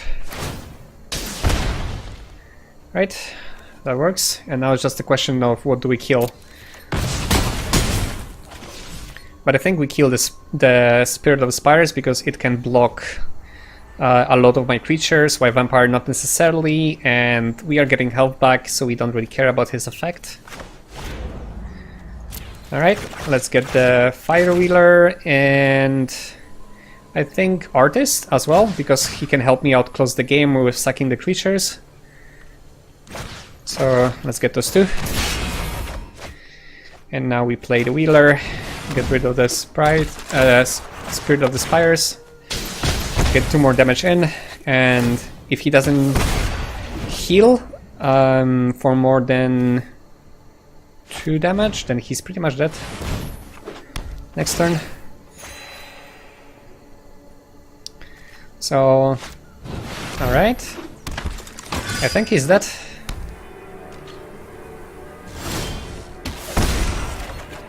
Or almost dead, rather.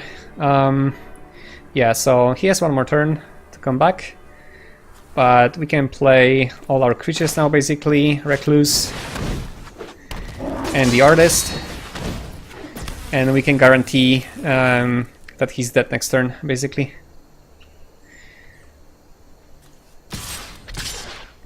And he needs to block here as well. He can block both with the Knight of Sorrows, which will spawn more tokens. I don't think we have to do that. At the same time, if you lose creatures to sacrifice, then that might be not good either, so I think it's better just sit back and wait. And just basically drain him out. I mean, we are capable of dealing a total of 7 damage next turn, guaranteed, right? So, can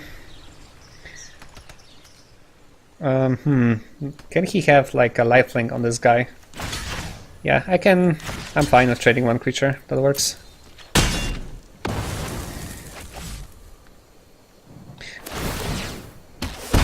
Oh yeah, right, this gives him 1 more life. I didn't think of that. And a throw as well, okay.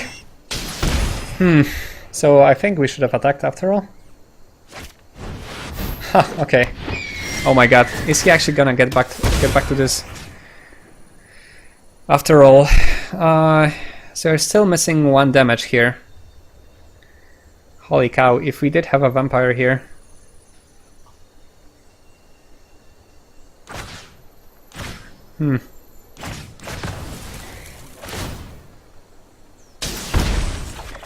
Yeah, so if he didn't block, we would have won. We made a really bad mistake there. Wait, how much mana do I have? I have 6, 7.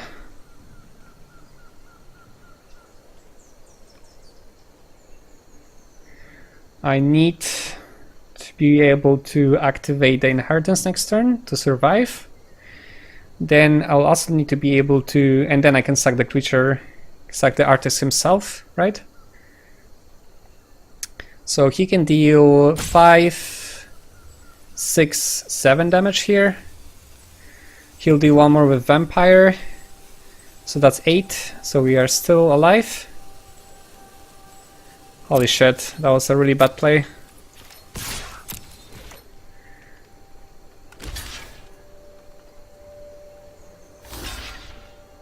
Huh, okay, so Vampire will be my doom in the end. Yeah, if only I didn't actually block there.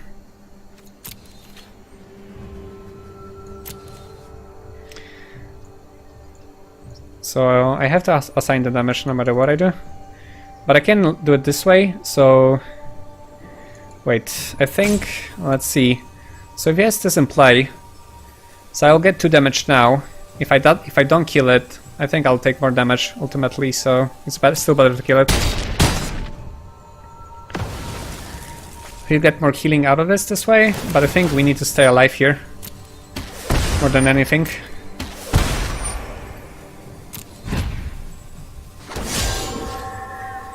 And then we can play our own Vampire and hope to win that way, because we still should have the better life total.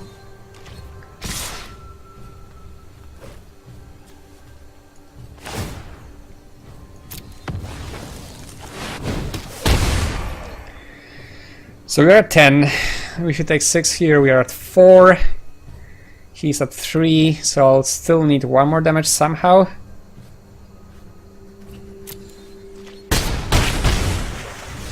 but I cannot really think of any better ways to win this. Well... Oh yeah, right, he attacked with everything, so I could have just won the game. Never mind, I was so stressed, I completely missed that. Yeah, he was hoping I guess he was hoping I'm gonna block, so... Whew, what a game! I actually need a break after this roller coaster of emotions. Holy shit, okay, so we managed to claw back to our second win. But considering how hard this was, I don't think we can count on third, unless we get really lucky and the opponents get screwed or something. Would be nice, to be honest, for a change, for the opponent to get the bad luck. Even in our first game, when the opponent got screwed, we also got screwed. We just happened to have the better deck for the screw situation, that's why we won. Okay, let me take a short break. I need to calm down after this, and I'll see you in a bit. And I'm back. I calmed down. That game was a real roller coaster of emotions. So I needed to take a break to reset.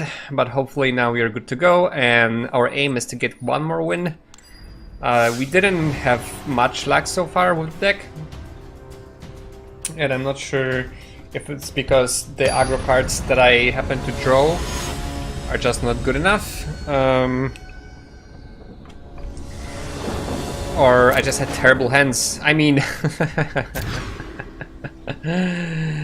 this is at least playable, but still, yeah. So our bad luck with this deck continues. Like, I think we moved like almost every single game, maybe except one, which is like, what the hell? Oh, a plush guy, Tomasz Jedruszek. Cool. Okay.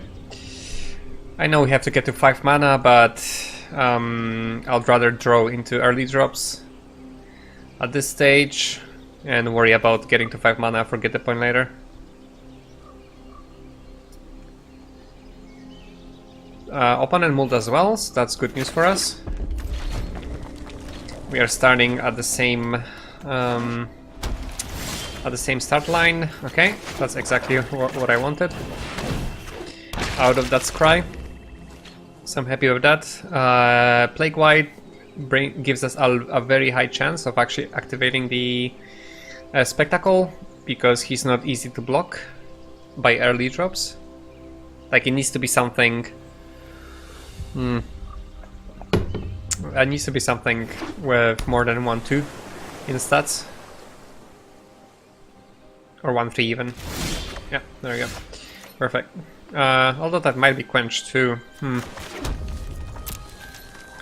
Yeah, so he does have something, and it's not necessarily... Oh, it might be Duelist. So Duelist... yeah, Duelist will not kill him. So it's just gonna fizzle out. Okay. So he does have a Duelist and possibly a Quench as well. So I think I'm gonna fish for Quench with another Plague White. Okay, but the game did post there, I think, for a bit, so I think he does have it and he decided not to use it. Although it might have been the Duelist as well, but we'll see. Okay, still not tapping out.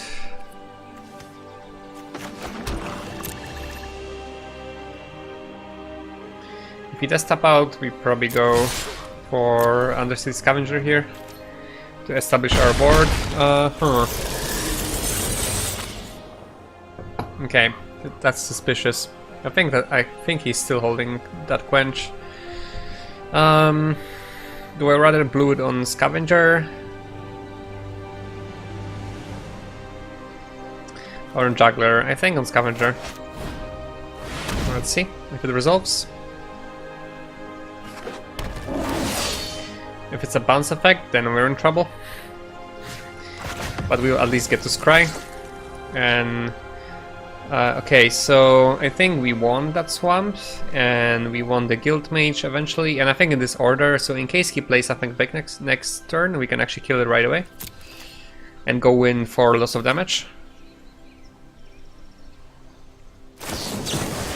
And that's a binding. Okay, so that's what it was. So Juggler would have been better here. since we kinda just killed our own creature and scry too, and that's about it. I mean, the enemy traded resources as well, so, and he still have instants. So it's like an Azorius control deck, it seems. So now Juggler dodges Quench, and the Thought Collapse costs 2 blue, so I don't think there's any other counter he could play. So we can draw here for free.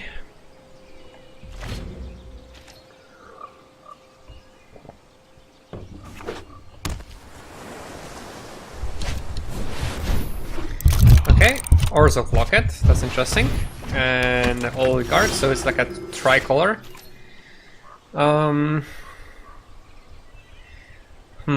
I think we're just going with white and trade possibly. Maybe better to trade like this and then save Juggler for later. Not necessarily when I use get the point there.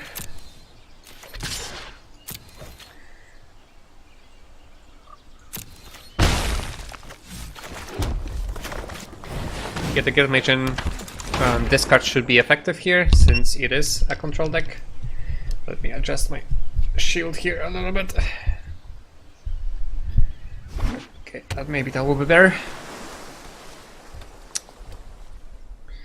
Let's see how scared he is of the Guild Mage here. Okay, so that's good. That will get the point. And I think I'm happy to get the damage in. We are the ones on the aggro side anyways, so I think we do it just right away. And then we can still ping with Guild Mage for 1, or we don't want another land, thank you very much.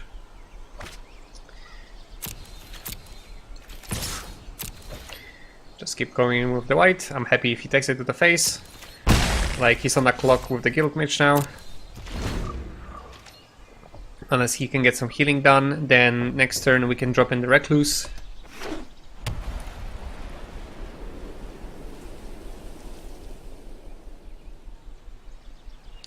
Alright, I forgot, he cannot block with Oligarch because it will just die automatically. So white can go in for free basically. Sure.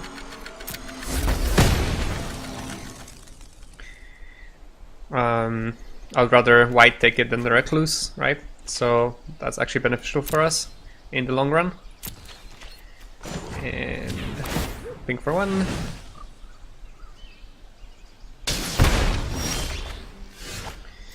So I think here we are actually going to play the Vampire and attack with Juggler. We're also gonna fish for any counter spells. And now we are happy to trade with the Juggler for Oligarch, because then he will be with just one blocker. He will get damaged from Juggler dying, so that speeds up our clock. So I think it's a favorable trade right now here.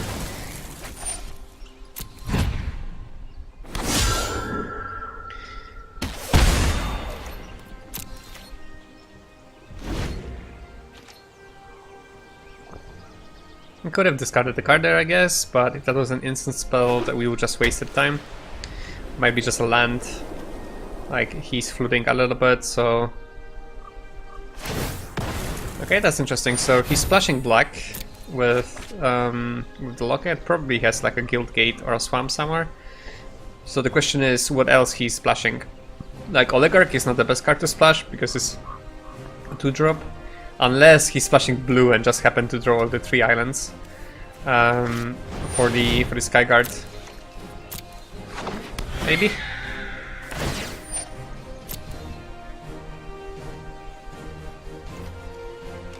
Okay, now I might be tempted to actually discard, because he did draw cards, right? So he might have something good in there. And at the same time, yeah, because if that is like a removal or something, or a big creature, we could get rid of one of those and then drop in the Recluse later. And he's on the clock anyways, right? So even if I miss on the Recluse and 1 damage here, I think I'm gonna do that. Maybe get punished for it, but I think this is gonna be painful too.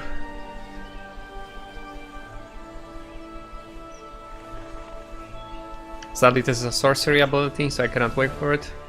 Yeah, he's thinking, so I think I made the right decision because he needs to choose between two good cards. And so there are no lands in his hand currently. He would have discarded a land immediately if that was the case. And he's agonizing over what to discard, so I think that was a good call.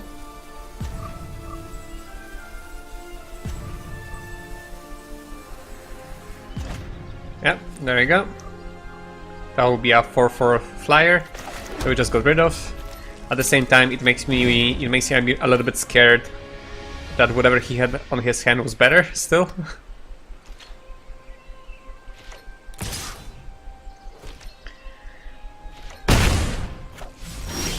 Okay. What could that be? Well, let's see. Rustabout works here perfectly as well.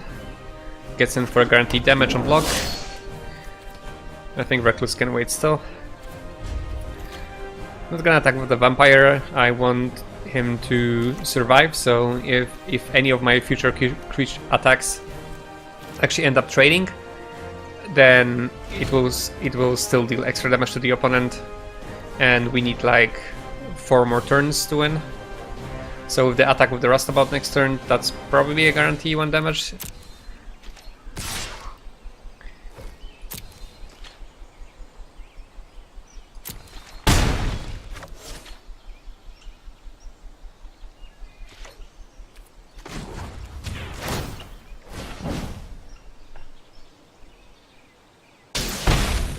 And now I think he's just holding onto a bunch of lands.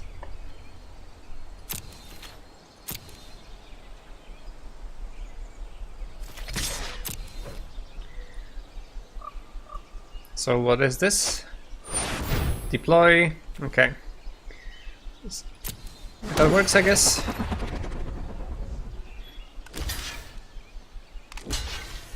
So he got 4 life. He will get hit here for an extra 2, so 2 life extra, I guess.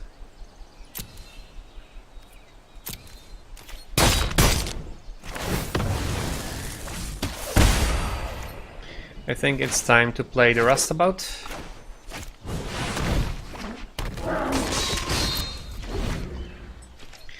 And let's see, if he attacks, that means he can yeah, okay, there we go. The opponent have seen enough. So, once again, that was a mulligan. So I think we are yet to experience a decent game out of all this.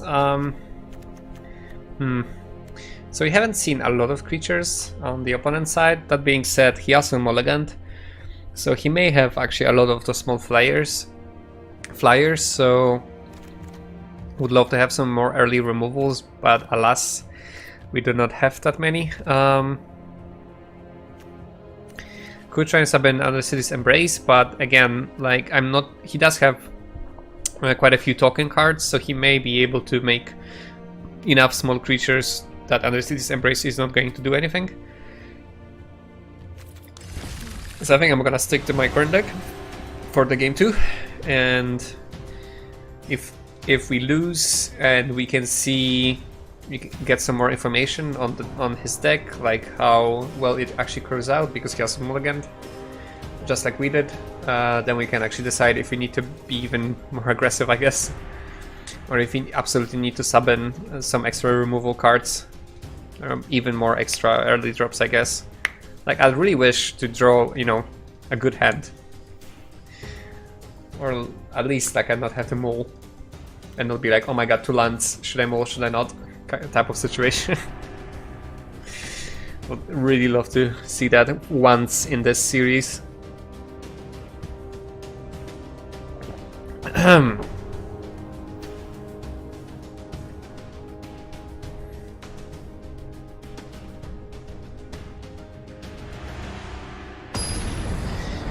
Okay, the opponent did some extensive sideboarding, so they may be ready for us now. although we also didn't really show the true potential of what we can do. There you go. Now that works. Now that's what I'm looking for. If we just got a 3-drop there, that would have been perfect. There you go. Okay.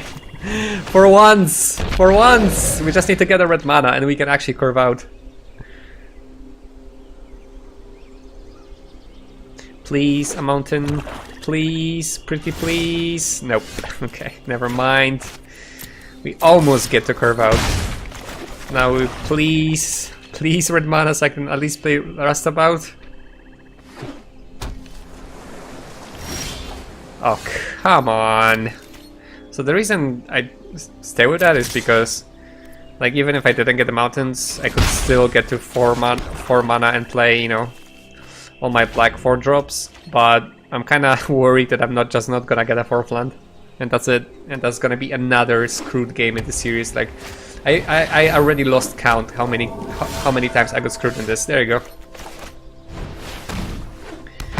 I seriously lost count how many times out of all the games we played so far in this series I got actually screwed. And this time around, like, I'm not sure if I did anything wrong. Like, I had 3 lands, I had early play, I just needed a mountain to play 2 more cards, get to 4th land to play remaining of my cards, like any land. Like, what the hell? Seriously. Okay, we'll need to Suicide Fiend here, sadly. Just to get the juggler out.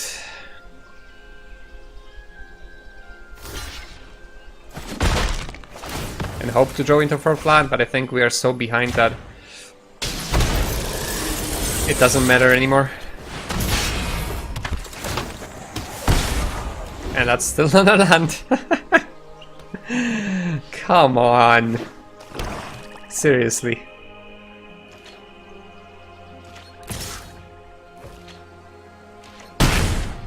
Like, this is beyond ridiculous at this stage. Sure, I cannot play half of my cards anyway.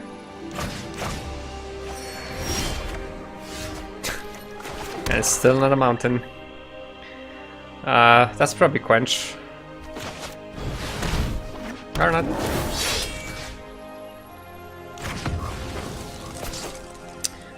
Look at this! I mean, look at this! Like, what gives? Like, actually, what gives? So we are stable on the ground now, but we will lose very quickly in the skies. And there's not much we can do about it anymore. Yep, it's just over. I mean, seriously, what the hell? I don't know, I guess I'm just gonna slot in a 17th land and get flooded next game, right? That's the only option we have left. Oh my god, yeah. Okay, so he has this as well. So we may as well just, you know what, let's see what else he has. But I think... I still have, okay, never mind.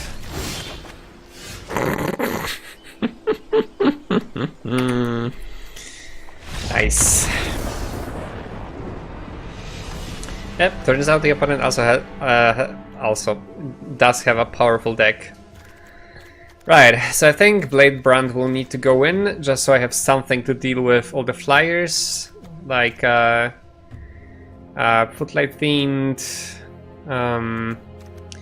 Firewheeler, any of my small drops that they decide to block with the flyers could work, right?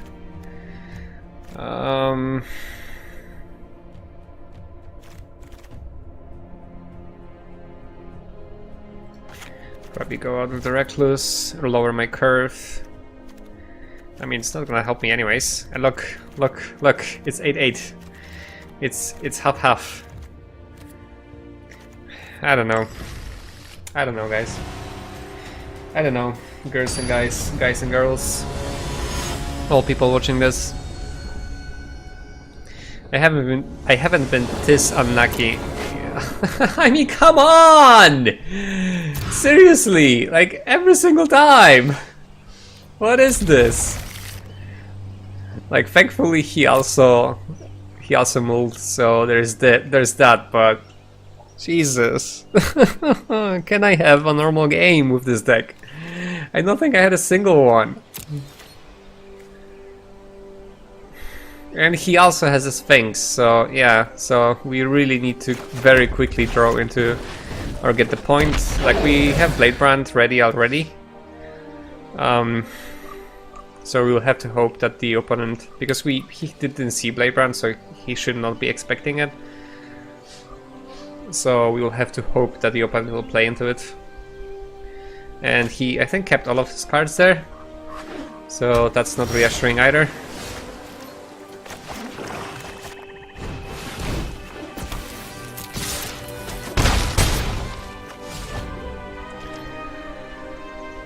I mean, if we started with this and one more drop, I would have been happy, but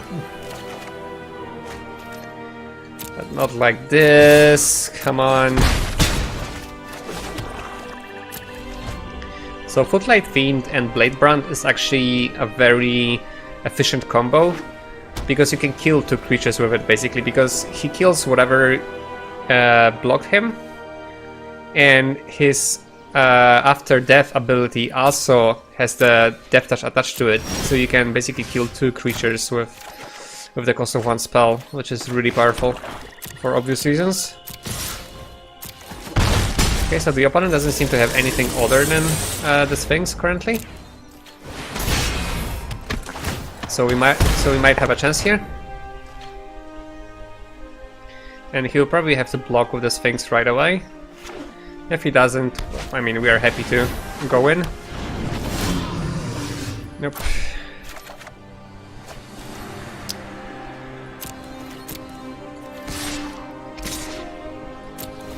Don't matter which he blocks.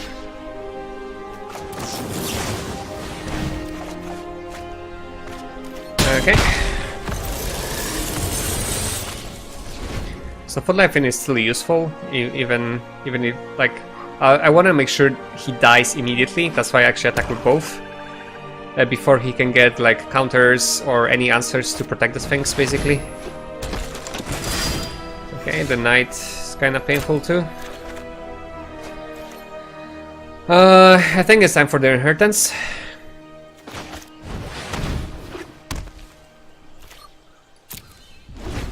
We basically need to get him to like 4 turns for activations, and then Footlight Fiend plus plus activating Inheritance will be enough to do the trick.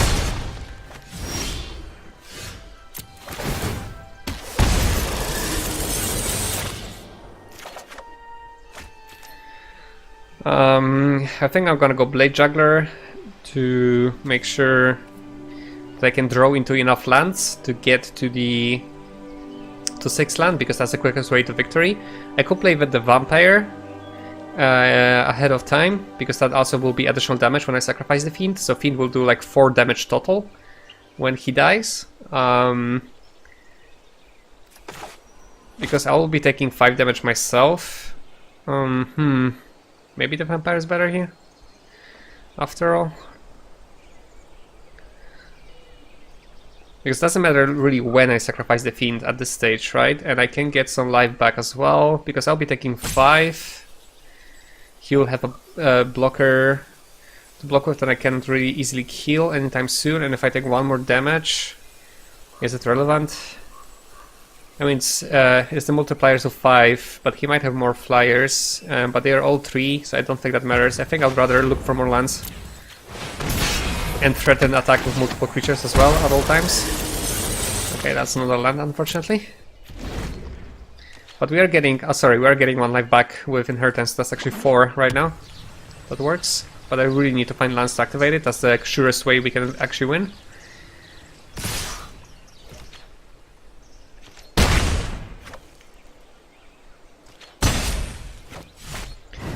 And okay, so I think we may actually lose if we don't go into any removals right now.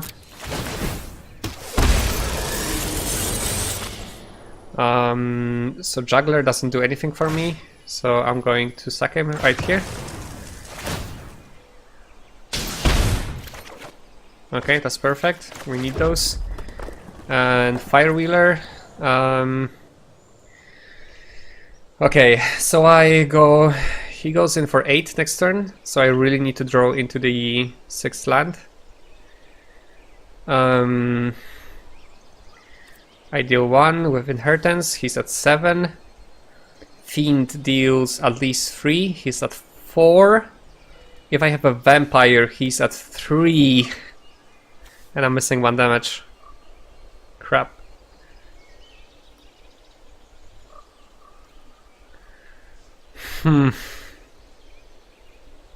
If I draw into 6 land, he just loses.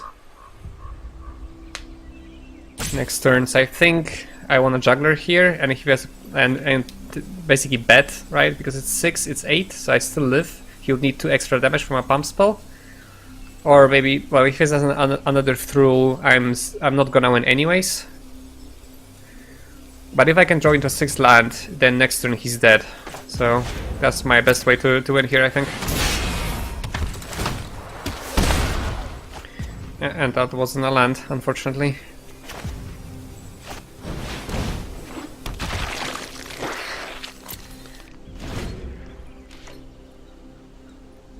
So if there's a Thrall or pump spell, I'm dead, but if there's a Thrall, I'm dead anyways.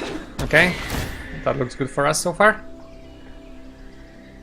So basically in the 6th land and we win. If we don't, and I think we lose.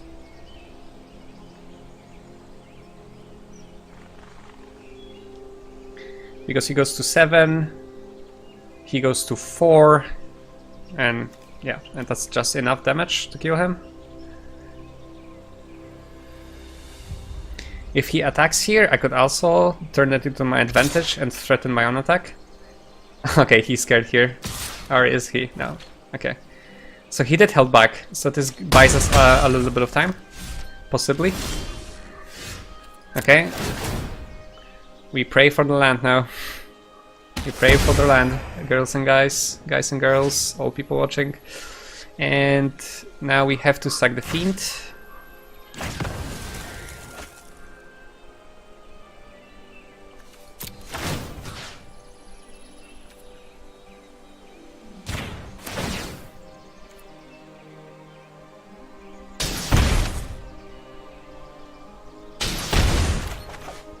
Yes! And if he does have a heal, I'm dead anyway, so... could it be any other play here? Not really, because I'm dead next turn, so... Let's see.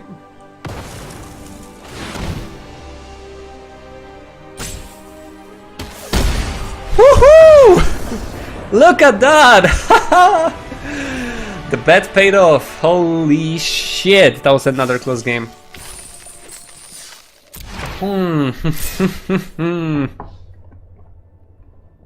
My god, look at that.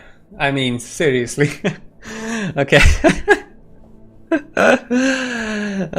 From horrible hands into clutch victories. This is the story of this series, basically. My god. I'm just gonna jump into the next one. Oh, Jesus. I mean... can I get a normal hand? So we can avoid all these clutch situations and like betting on actually getting a land and calculating every single 1 point of damage to just get this shit done. I'll take that. It looks better than anything I've seen before so far, I think, in terms of opening hands, so...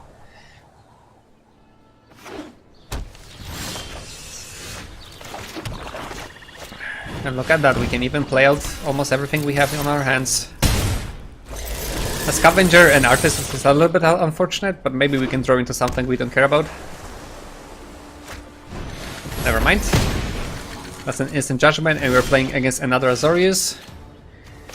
And I think I'll have to Reveler here.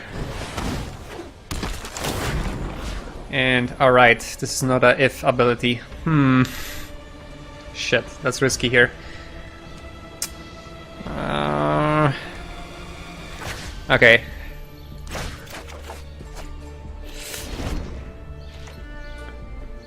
He must be thinking right now, wait, what? Like, if I discarded this, like, what's up?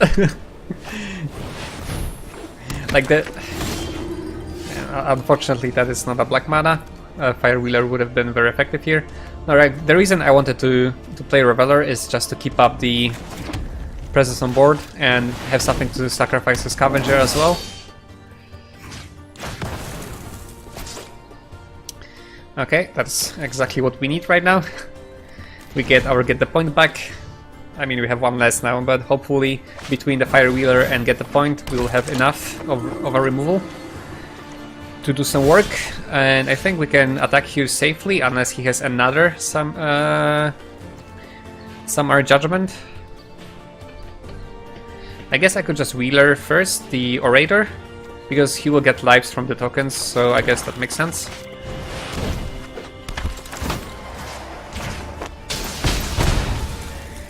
And now pressure with the Scavenger. I don't mind if he actually sacrifices here.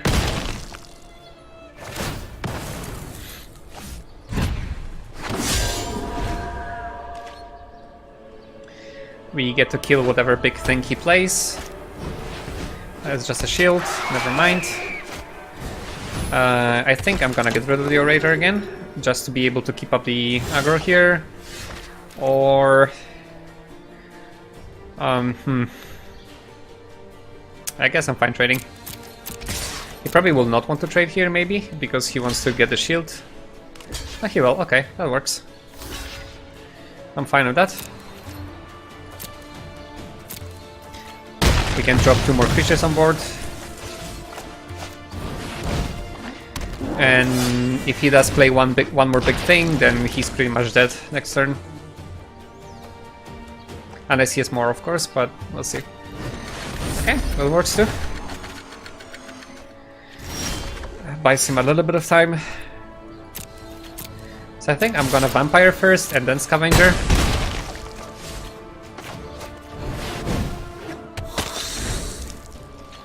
To get a little bit more extra value out of sacrificing to Scavenger. Okay, so he has 3 Orators apparently. That's interesting. That's very interesting. It kinda makes me wonder what else does he have in the deck.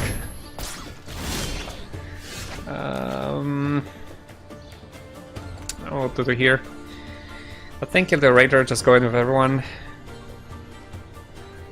He doesn't appear to have any more bigger threats. And once I get him too slow, it will be difficult for him to stay alive. And now we have Guild Mage to pick him down as well. I think we are in the business here.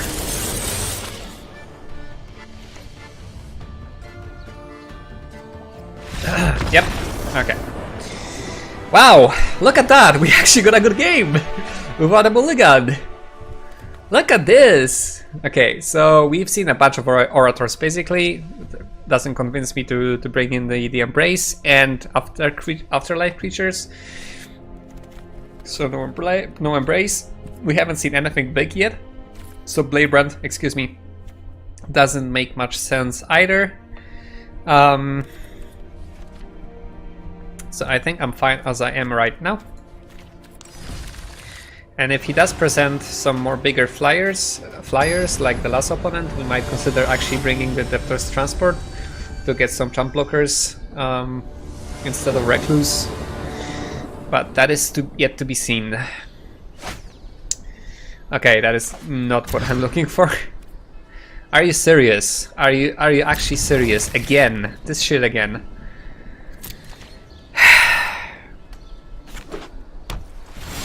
How do you draw twice all of your high curve spells?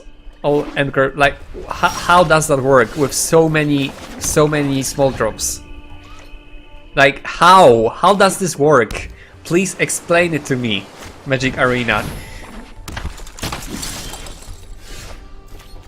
And we're screwed again. Oh my god, what is this?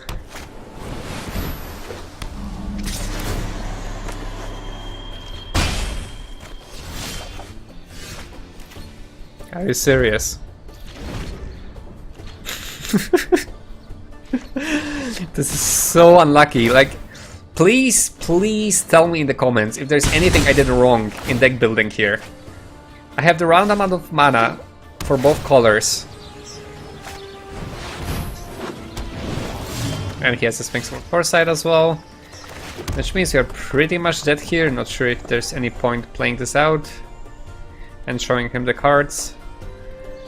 I mean, I guess if we drew into the 5th land and used to get the point, then we may stay in game, I guess.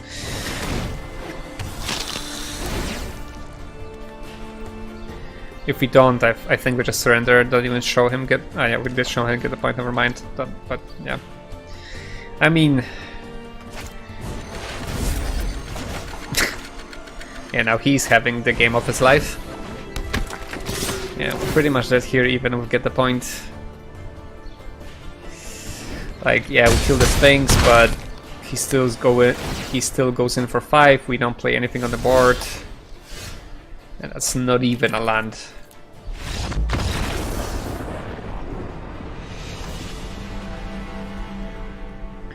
I mean, like, take 4 from here and put it here, right? That's basically what it is. I seriously don't get it. And even Dead Revels, like, so take 1 from here. Like, I never hardcasted Dead Revels ever in this matchups. So even take 1 from here and not here. I just don't get it. I honestly don't. Like, whoa, what the hell? Maybe 4 Blade Jugglers too many. Maybe that's what it is. But again, like, I have so many small creatures. Like, I even have 3 1-drops. I have 3 1-drops, and I barely see them in my opening hands.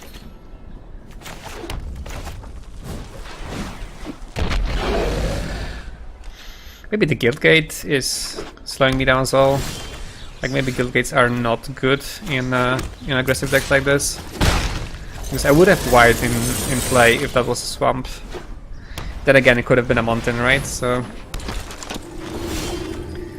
okay, I think I'm happy to trade here for the Orator. To prevent him from getting life. And we're gonna play Juggler instead. Hopefully draw into more lands. Thank you. So we are not looking too bad here. Now we are hoping to draw it to get the point. I have it ready for the Sphinx. So far this is the only big creature that we've seen. I think I'm happy to trade here. Or am I? Probably not. Like, 1 life he will get from a creature here, probably not change much. Although might change now. It's maybe not the best choice.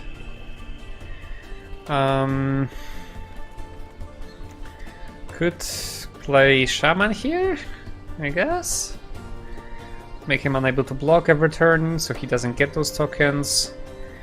And we should be better at racing here than he is. We could also trade. We don't get to kill the token, but we deal 1 more damage. But he gets 2 life back, so maybe we should have actually traded there.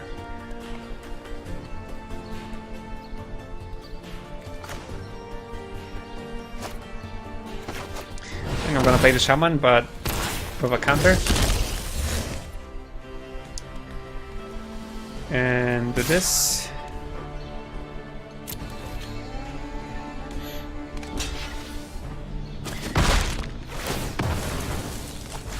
So we at least deny him 1 life here.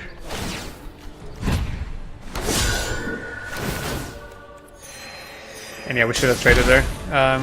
Also a mistake. Like, we are looking to kill him quickly, right? So, like, this may give him just enough life to stay alive for long enough. Okay, yeah, we definitely should have. Although, oh my god. Seriously. Oh, now we are trading. This needs to stop.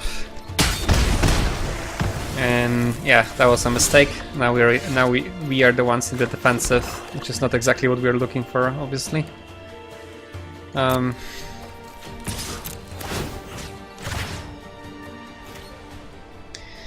Yeah, I'm happy to trade for those to minimize the life he gets. White's very good against 1/1 creatures for obvious reasons.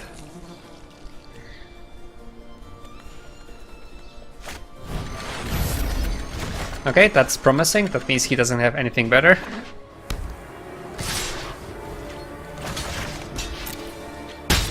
Okay, no more life for you. That works. And it's kind of funny that he's the one on the burn plan now. And we still hope to draw in to get the point for Sphinx.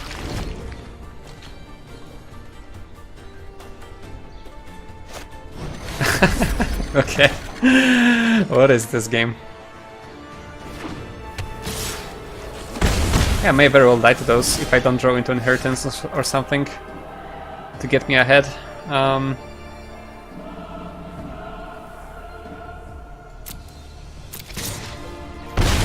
Okay, I'm gonna scavenger here to see what we have next coming in, and neither of those are of interest to me.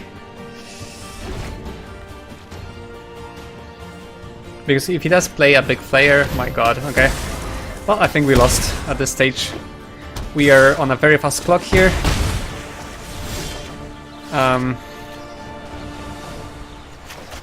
Well, let's race, I suppose.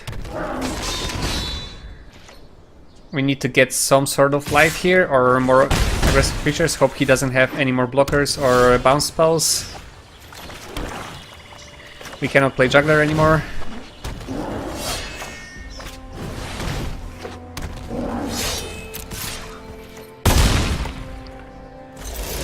So far we win, because we go in for 12 next turn.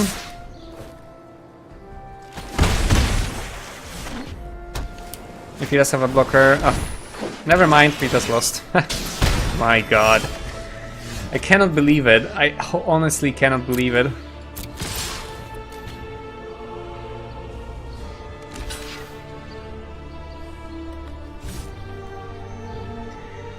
We probably lost to that mistake for not trading early enough for all this, although I think the game would have went largely the same. GG's. Because, yeah, he just kept bouncing my guys and just hitting me for 2 every turn. That was enough, and then the throw sealed the deal. Okay, well, I'm happy, I guess, that we got to 3 wins after all this of all this shenanigans. I'm extremely unhappy that majority of the games were just not fun, like getting screwed or fluted or just opening hands all the time that didn't work. Despite the fact that we had so many low curve creatures, like 3 1-mana creatures, that doesn't happen often in draft, right? And I rarely managed to get one in the opening hand, and bunch of 2-mana creatures as well, like 2 whites, Guild Mage, Blade Artist. I mean, 7 drops below 3 mana. If I'm not forgetting about something here. I mean, like what else? And Rixmari as well. That could also work as a 2-drop. So that's 8, and we rarely seen those. So I don't know. I think it was just super unlucky. I think that they had potential to go at least to 4, maybe into 5. Oh well. What can you do? Let's crack some packs, see if we get anything good. That's good. That's a land, basically, that we're gonna turn it into. Everything else, I'll probably first pick Bellhound here. A very solid card. It's both. It is both limited and constructed card as well. So that's all the more reason to go for it. Nika? I think Nika would be a suitable first pick here. It does lock you to grow somewhat, but it is a 5-mana 5/5, which is already good by itself.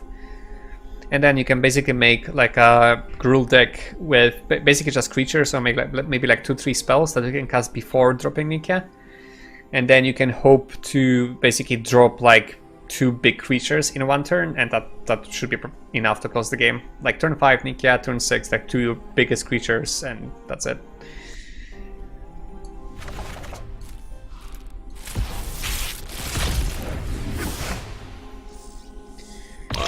Yep. I mean, this is kind of this is tricky because Ooze, I think, is definitely the bomb here that you want to pick.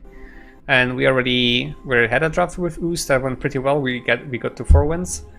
But other options are also really good. Skatewing Spy is very powerful. In a Simic deck, even in a Girl deck, if you want to splash for it. All your right creatures suddenly fly, and it's like GG.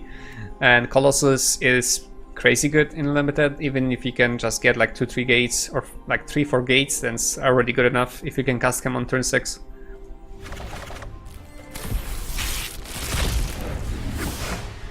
Let's see here. Nice! Okay, that's perfect. This will probably go towards Spawn of Mayhem. Like, my current deck goals is to build Rakdos aggro, because Rakdos is my favorite guild out of all Ravnica. When I was playing the original Ravnica back in 2005, with paper magic obviously, I started with Celestia, but then when Rakdos came out in the last expansion to Ravnica, I fell in love with the black-red combination, and yeah, and I loved Rakdos ever since. So I'm very happy that the Rakdos aggro actually found its place in competitive scene, and it's actually really good. Okay, well, that was an emotional run for sure. I think the deck had potential to do more than this, but sadly, yeah, we weren't the most lucky here in all those games. And yeah, feel free to point out again. Feel free to point out to me in the comments if I actually did any mistakes in deck building, and and this actually resulted in me getting screwed so often. I don't think so, or I don't think it was this bad for it to happen this often. But yeah, well, thanks for watching. I hope you had some fun with me raging here and having clutch moments, and I'll see you again maybe. Bye bye.